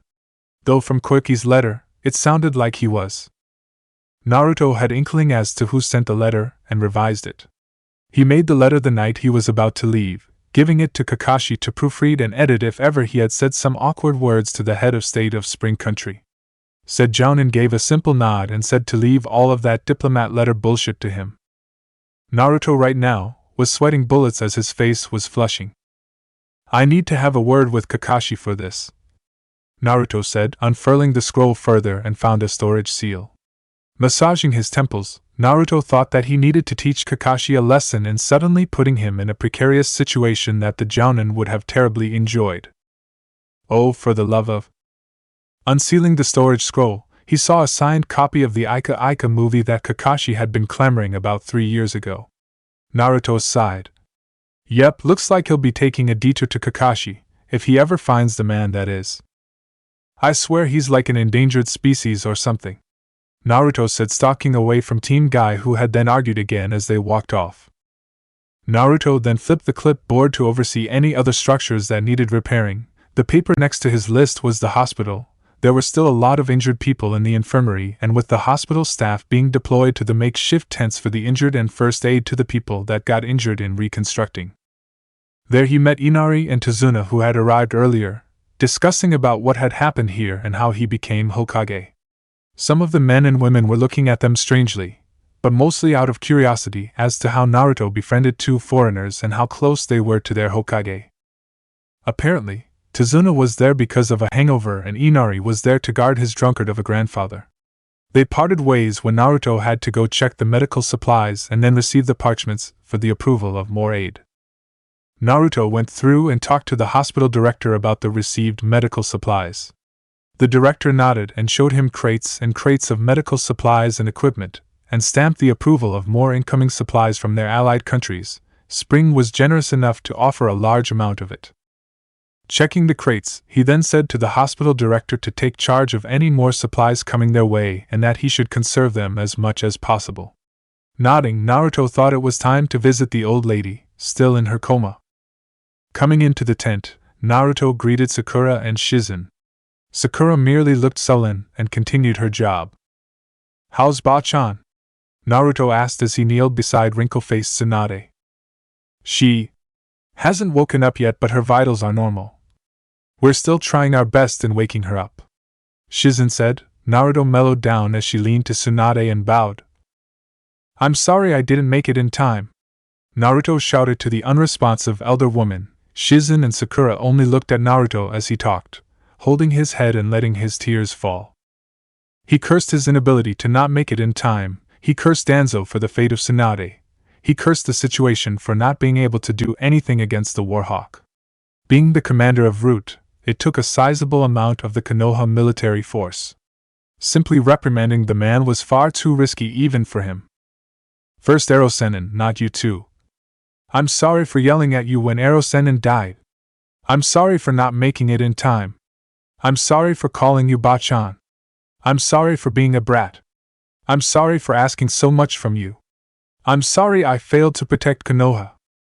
Naruto continued to bawl out his emotions as he continued to cry, hiding his eyes with his right forearm. Indeed, despite the fact that Konoha had all of its villagers and shinobi alive, it didn't take away the fact that Konoha was destroyed. Konoha was decimated, in a matter of seconds. Seconds that could have been prevented if he arrived earlier. Sakura merely watched as Naruto continued to cry. Naruto was mortified of himself. It was then that Sakura saw Naruto fall apart in front of her master. For Naruto, he considered Tsunade grandmother, even a mother at times. For him to suddenly fall apart in front of her was forcing her to cry as well. She bit her lip as Naruto cried. Naruto! This isn't how a Hokage should behave! Sakura shouted as she too cried. It was hard enough seeing Tsunade like this, but seeing Naruto fall apart like that as well was far too horrible for her. What do you know? Did you force yourself to make the decision regarding Sasuke? For the village? For the men that I may have stopped from sending them to war just because of him. I'm forced to label him as a missing nin. Even if I'm the Hokage, I couldn't do anything. I shouldn't even be here talking to you. Because it would just hurt you more to know that it was me who did this. Naruto shouted at his teammate, not looking at Sakura. Sakura was silent, so he did know about Sasuke. Naruto! That's enough. Don't keep your promise anymore. Sakura literally shouted. She hated being so useless in this mess, so useless to Team 7. Naruto didn't speak as he stood up and got out. Please, Naruto. Don't hurt yourself because of us, Sakura mentioned, as she cried. Naruto bit his lip as he balled his hands to fists, shaking. I didn't become Hokage because I want to sacrifice my ideals like that. I became Hokage because I wanted to protect anyone that I can.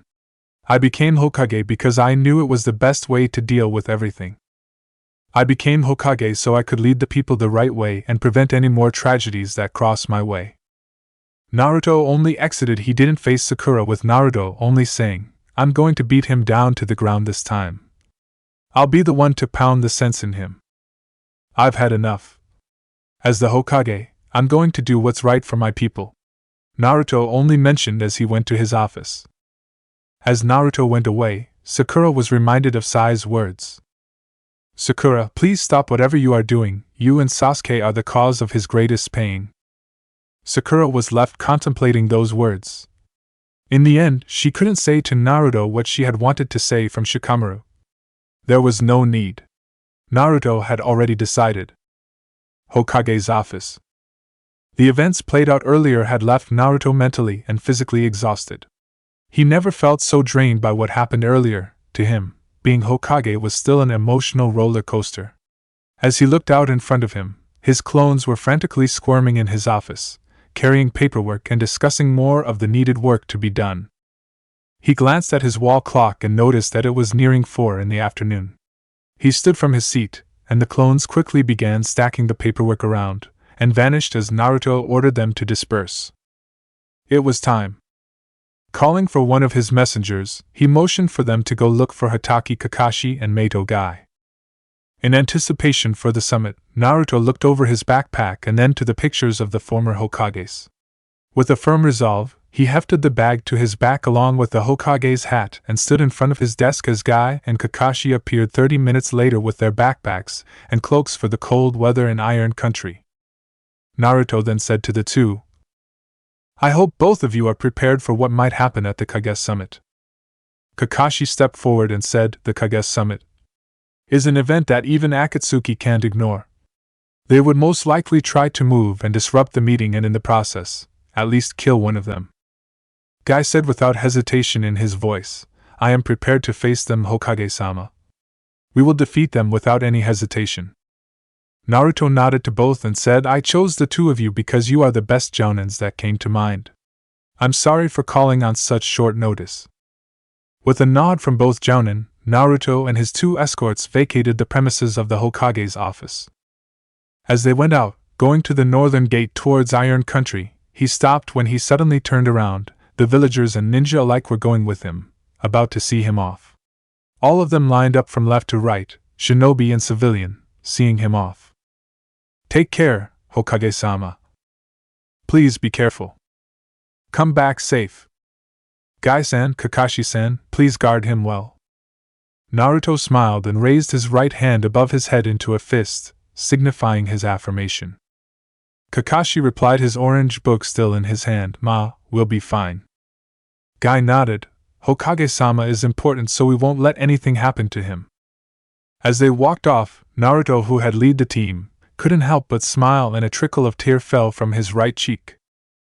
A Hokage must be strong in front of his people. Like a rock meeting the tides of fate and uncertainty on the shore, he must never waver. Is it your dream, Naruto-kun? To become Hokage? Naruto remembered those words from the wise Sandaime, as he turned back and took one last look at the Hokage mountain, his face still not carved on it. Don't worry, I won't let anything wrong happen.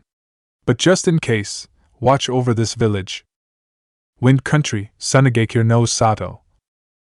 Gaara looked up, the desert wind caressing his face, as he looked back to his people who were there to see him off. Young and old, men and women. His people.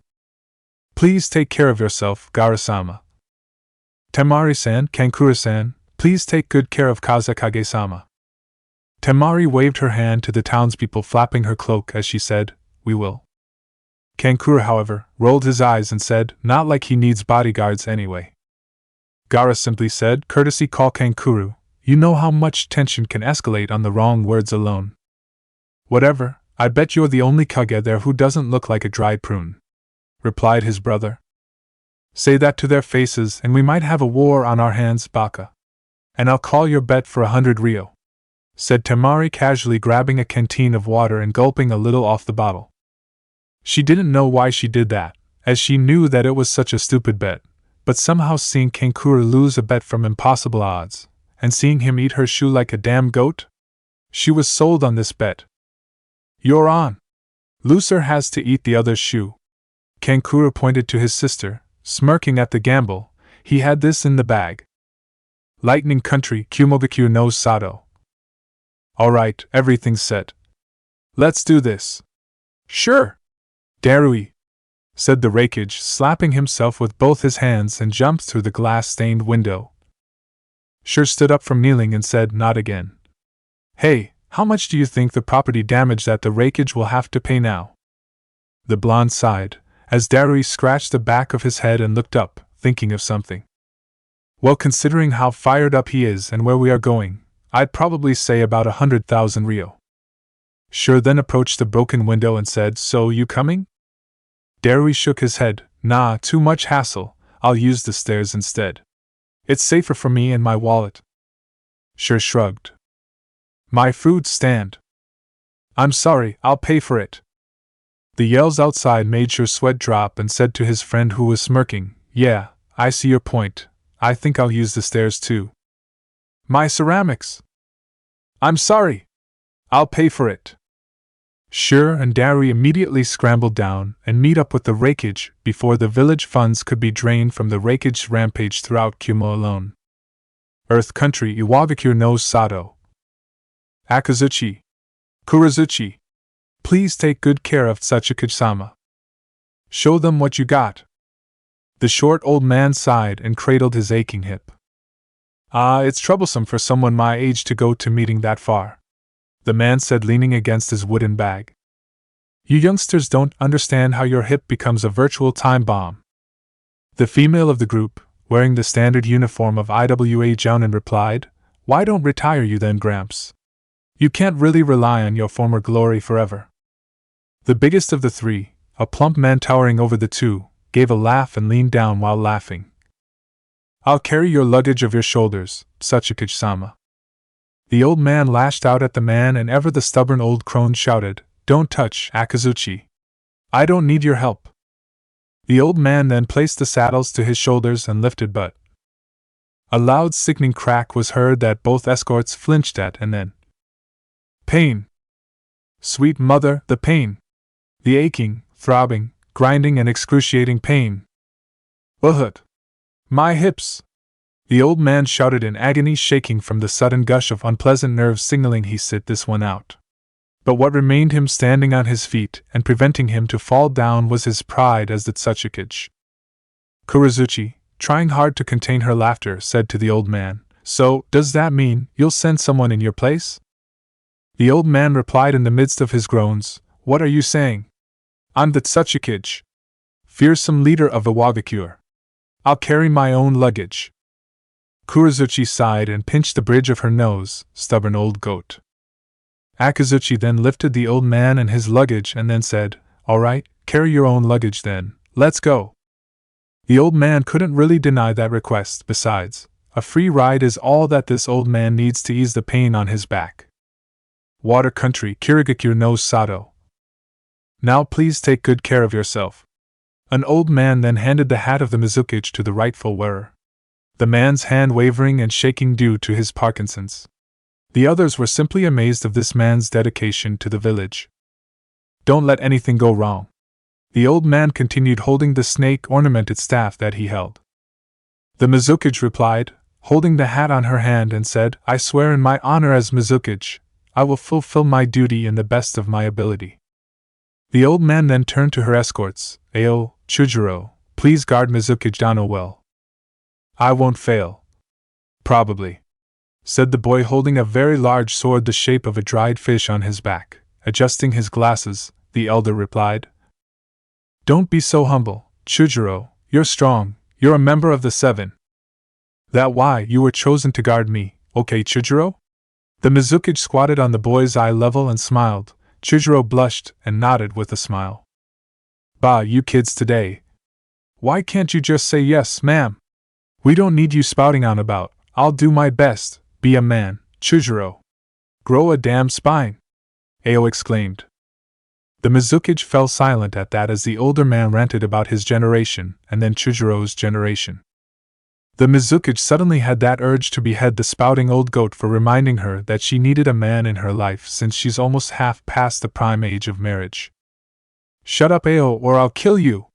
She said that with venom laced in her voice. Ao looked puzzled at that and remained silent, wondering what had gotten in the head of their leader. What the hell did he do? It wasn't like he was suggesting that the Mizukage was never going to marry. Honestly, she rushes this marriage thing way too much. There were countless men after her heart. She just needs to take the time not being Mizukage and walk from that office of hers. This was why this generation was such a failure. Why can't they use their own feet and eyes and be absolutely sure about what they were thinking? The Mizukage could feel the cold wind as she walked by with her escorts, wishing she had a man on her side right now. Oh, the woes of being single woman! Isn't any man interested in her? With a dejected sigh, the Mizukage walked with her escorts, slouching down in depression. She had hoped at least that she might find someone in Iron Country that will likely sweep her off her feet. In Fire Country. Achoo! Naruto sneezed and sniffed. A sudden chill just crawled down his spine. Brrr. It's not yet even Iron Country and I'm already shivering. I think I might be coming down with something. Kakashi merely said, "Nah, you don't get sick because of your tenant. Must be the air here, this area is very humid." Yash!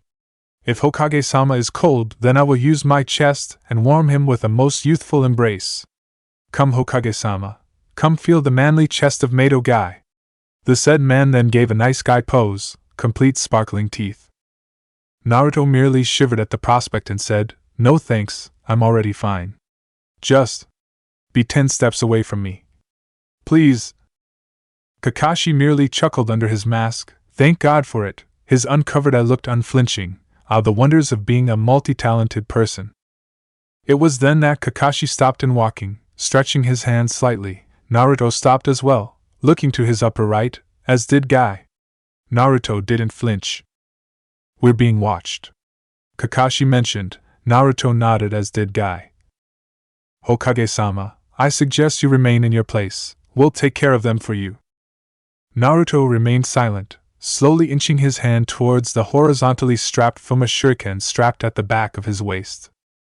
Naruto wondered who these people might be. Kakashi flicked his hand as quick as lightning, letting loose 3 shuriken. In a blink of an eye, 11 people jumped straight at them, all of them bearing the symbol of the Hanya clan. Kakashi was about to dash towards an opponent. Naruto motioned for him to stop as they threw shuriken and kunai in countless directions. I'll handle this, Naruto said, as he grabbed the folded Fuma shuriken from the back of his waist and flipped it in midair, catching it by the handle with his left hand. Fuma shuriken, windmill mode. The Fuma gave a resounding click, as the blades separated and spun wildly. Naruto outstretched his hand and deflected the thrown weapon sent at him. Placing chakra on his feet, Naruto jumped and switched the Fuma shuriken with his right hand. Fuma shuriken, blade mode. Another loud clicking sound was heard. The Fuma shuriken immediately stopped and retracted to its blade form, deflecting the sword strike aimed above his head. Naruto bent his lower body forward and kicked the man by the abdomen. The kick forced the wind out of the man as he fell down on the ground, with the blonde hitting the man with the blunt part of shuriken at the back of his neck. As he landed upside down on a tree branch, the blonde had put his hands together in a middle index cross. Kage Bunshin no Jutsu. Shadow clone technique, Naruto shouted, and soon, 5 clones popped around the blonde, lunging at the men in every which way they appeared. Naruto then leaned his body forward, grabbing the tree branch that he stood, used the arm's strength of his left hand to lift his body upward and kick the branch, jumping straight up. One of his clones dashed towards his opponent, Fuma shuriken drawn. The clone evaded a horizontal sword slash by doing a baseball slide. Once the clone had gotten past the swipe, it used the blunt part of the Fuma shuriken and rammed it straight to the man's knee, crippling him. As the man fell, the clone grabbed the sword by the hilt and stabbed it down on the ground. The man fell down as the clone chopped the back of his neck. Who are you people? Why are you after me? The blonde shouted. One of the men said. Don't feign your innocence, scum! How many more blood of innocence will you spill in order to get what you want? We, the Hanya clan of Wood Country, shall avenge the deaths of our clansmen. A clone had quickly caught the blade swipe sent at him. The clone blocked it with his Fuma shuriken as he then slid the flat part on the sword, quickly hitting the man by the throat. The man gasped for air, as the blunt part of the folded shuriken was jammed to his neck, making him step back and stumble down. Damn you, Danzo, he said between gasps. The clone's eyes widened. I'm not Danzo, I am Uzumaki Naruto. Naruto! Don't mistake me for that old crone, Naruto shouted as another clone flipped in midair, punching the man by the gut, hitting the solar plexus. The man gasped for air as he fell down, knocked out. Are you not the Hokage? Then you must be Danzo, one of the remaining men said. Naruto shouted, the Hokage isn't that madman, I'm the Hokage. Naruto shouted as he dodged a blow that would have decapitated him. As he outstretched his right foot and gave sweeping kick, the man lost balance, as Naruto shouted. Fuma shuriken, windmill mode, Naruto said as he flung the spinning projectile straight to one of his attackers, impaling the man on the shoulders and pinning him to one of the trees. Naruto then flipped the sword away from the man as he blocked a sword straight at his face, catching it with his bare hands. Naruto then asked, Why are you still attacking me? Silence. Die, scum! With that, 2 people came at him, drawing their hands together and intricately woven their seals together. Katon Enden! Fire release, fire bullet. Futon, Repusho. Wind release, violent gale palm. Cursing under his breath, Naruto dodged to the side, bringing out 2 kunai and flinging it towards the 2 men. As he ran for cover, the combined jutsu razed and incinerated anything in its path. The men were parried the flung projectiles with their swords, but was surprised when the kunai had burst into smoke. Kakashi seemed surprised at this. He let 2 Kage Bunshin perform henge and turn into kunai. Since when? It suddenly hit him. When Naruto had summoned his shadow clones, He was surrounded with them from all sides earlier. The clones couldn't have been noticed since the smoke had surrounded the blonde. Hokage-sama thinks 2 steps ahead of his opponent, Guy commented, and Kakashi nodded. Just then, Naruto emerged from the smoke, dragging 2 unconscious men by the collar. The one impaled on the tree was about to extract the offending weapon from his shoulder, but Naruto stopped him by pressing his hand on his uninjured shoulder and said, "Don't move. You'll just open your wound further. Just kill me now. You think that we'll quit just because you left us to live?" said the man. Naruto didn't move as he stared at the man that was glaring daggers at the man. "No, I don't. But I don't want the people that you love to come after me either," Naruto said. The man froze but snarled at Naruto, "I've already lost my family from Konoha. Letting me live is only a hindrance." "Don't you want to live?" Naruto had cut off. "Don't say that you'd prefer to die just because you failed at something," Naruto said, his anger seething as he punched the stump behind the man. "You think this is supposed to make you feel better? You think having an eye for an eye is the proper way to solve things? You aren't God to decide to end the life of people that barely even know you." The man rose defiantly and seethed at the young Hokage. "You say that your people are innocent. Don't you dare play as the unsung hero in this. It's Konoha's fault that my wife and children are dead. All because of Danzo." The man retaliated, Naruto replied as he held the man by the collar. "And you're going to do the same thing as he did? Killing innocent people left and right? Did you ever think just for a moment that you were probably on the same level as him? What was it again? Scum!" The man stopped, his grip on Naruto's hand loosening, as Naruto continued, "If you want to be another Danzo, then I won't hesitate to kill you. That way, I'll have stopped an evil worse than mine." "Then why don't you kill me?"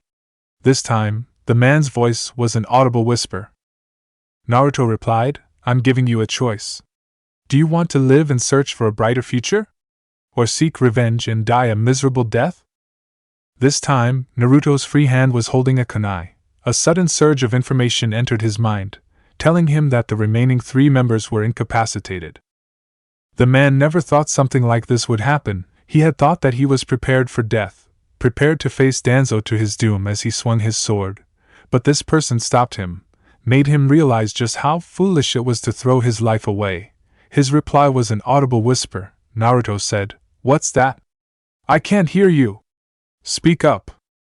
"I said I want to live," the man shouted as he cried in his answer. His wife, his children, they were never going to come back. The times where his nightmares had plagued him every night, eased only by the liquor that had been his company and his remaining clansmen. They were all that he had left, and if they die, that verge of sanity in him will vanish like a flickering match, for he will have nothing left.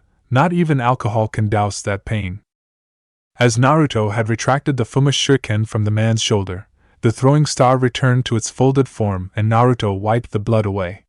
Satisfied with the man's answer, he knew shinobi may have been trained to kill and to treat death as normal as possible.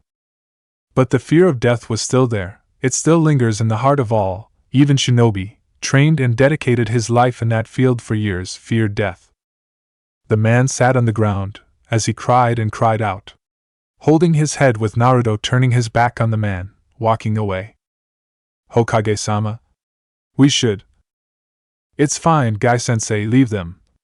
They've learned their lesson," Naruto said as they walked away. Guy was surprised by Naruto's decision to leave them be. Kakashi wasn't, however. This is the Hokage that had trained under Jiraiya. Guy, have you ever seen such a boy that could do that to his enemy? I've only heard rumors, but this is the first time I saw him do it. It's as if Kami himself willed inside him. Guy was astonished to say the least. Never had he seen someone as unique as Uzumaki Naruto. Jiraiya-sama had stated once that he treated the lives of every human being as precious. He would often light candles when he got home to pray for the souls that he had tragically ended. Naruto was the opposite of that when he was a child. To Naruto, what was most important to him back then was his existence, acknowledgement. Desperation often lingered in Naruto's mind as a child. He looked on in the village with a mere complacent and hated expression. He wasn't opposed to killing back then. Kakashi knew that his first and only kill was Sasori's spy, Yura, who Naruto had driven his Udama Rasengan, great ball spiraling sphere, at the said man's chest, tearing blood vessels and cardiac muscles apart. And although Naruto had ended his training with Jiraiya back then, Kakashi saw Naruto's expression as that of regret when they had camped the night before they saw Gaara. Kakashi had wondered how much change Jiraiya influenced on the boy and the boy to Jiraiya. "Oh yeah, Kakashi-sensei, I have to talk to you about something. I don't appreciate it when you revise my whole letter to the Princess of Spring Country and chucking in a copy of the movie of Ika Ika Paradise to be signed," Naruto mentioned, looking at his sensei with a scowl on his face, forcing Kakashi out of his reverie. "Ma, don't make a big deal about it, Naruto. And thanks for letting her sign my copy," Kakashi said, kissing the movie copy of his favorite series and placing it back in his pouch. "You know what just happened? Cookie sent me a letter and talked dirty to me. And since it was a letter, I didn't know if she was teasing or if it was the real deal. You just opened a can of worms in front of my face, sensei. The worst part is you made it with my seal of authentication," Naruto answered. "You worry too much, Naruto. For one thing, if she ever did those acts to you, she'll be labeled a cradle robber. Of course, most of the female population older than 18 in Konoha already consider you jailbait now." Naruto stood agape at that. "What? Then that means all those girls squealing at him earlier were..." Kakashi chuckled under his mask and said, raising the pitch of his voice, mimicking a female's, "Oh, Naruto-sama was so cool back there. He's so sexy. Would he father my babies? Or so I've heard." Naruto could only say, not finding his voice to speak in the matter. "I think you just broke him, Kakashi," said Guy. Kakashi chuckled further. "Oh come on, it's as if Jiraiya-sama never taught you anything about women." Naruto, finding his voice to speak again, there wasn't anything to learn but to view women's anatomy while staying hidden before they kick the crap out of you. Naruto shivered as he ran down memory lane. The misadventures with the Toad Sage were memorable on his part. Mostly because he had more than once ran away fearing for his life from the crowd of women that were carrying weapons sharp enough and threatening them to get them fixed. Jiraiya had stated once that he'll get used to the challenge eventually, as it could also serve his training in speed and stealth. The fact that Naruto could run so fast was partially thanks to Jiraiya, and partially to Tsunade, who had been Jiraiya's inspiration when they were kids to get the hell out of Dodge when the time called for it. As they spoke often with Kakashi's amused tone, Naruto's embarrassment, and Guy's outbursts, they got closer and closer to Iron Country. Snow began to fall gently on the ground. Naruto and the rest saw the giant gaping maw that ran on 3 different directions. The landmarks seemed intimidating as well. "Naruto?" Naruto turned around, finding the source of the voice. Naruto saw it was Gaara. "What are you doing here?" the redhead asked.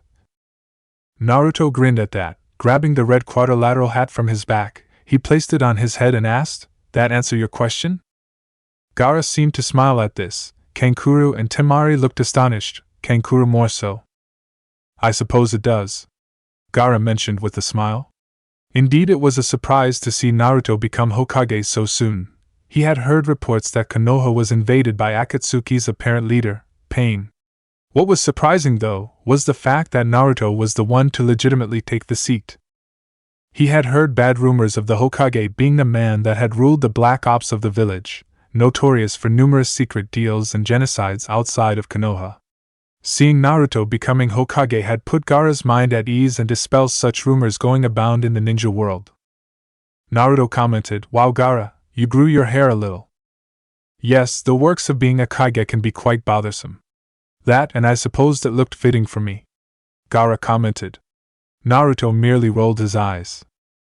"There must be some mistake, there has to be," Kankuro shouted, all the while Temari was smirking at her brother. "Oh yes, she always did love being right." "Oh, there isn't one, dear brother. Do you really think Kakashi-san would be Hokage if he didn't carry the hat?" Temari asked, sneering at her brother who was grumbling as he rummaged to his wallet and handed over a 100 bill. "What's going on?" asked Kakashi, curious at the banter between the Sand siblings. Temari and Kankura had a bet to see if there was a Kage close to my age. Temari won. Gaara simply mentioned. Ah, a simple game of luck, eh? Then my bet to you, rival Kakashi, is that there is a woman for a Kage who is nearing middle age and is concerned about not finding the proper husband. Guy exclaimed. Kakashi, already on autopilot, said, HM? You say something, Guy? Kakashi, you and your hip ways always manage to get on my nerves. That is why you are my eternal rival, Guy shouted. The wind blew, the people were already moving ahead. Guy's head bowed as he could feel that he was ignored with his speech. Guy soon dashed back again to the group that had ignored his speech and saw that Kankura was chewing something. Temari asked while laughing, wearing a new pair of shoes and holding her sides due to her fits of laughter. So how's the shoe, Kankura? Kankura replied in a deadpan voice in the middle of his chewing, like athlete's foot. That earned him a kick in the shin.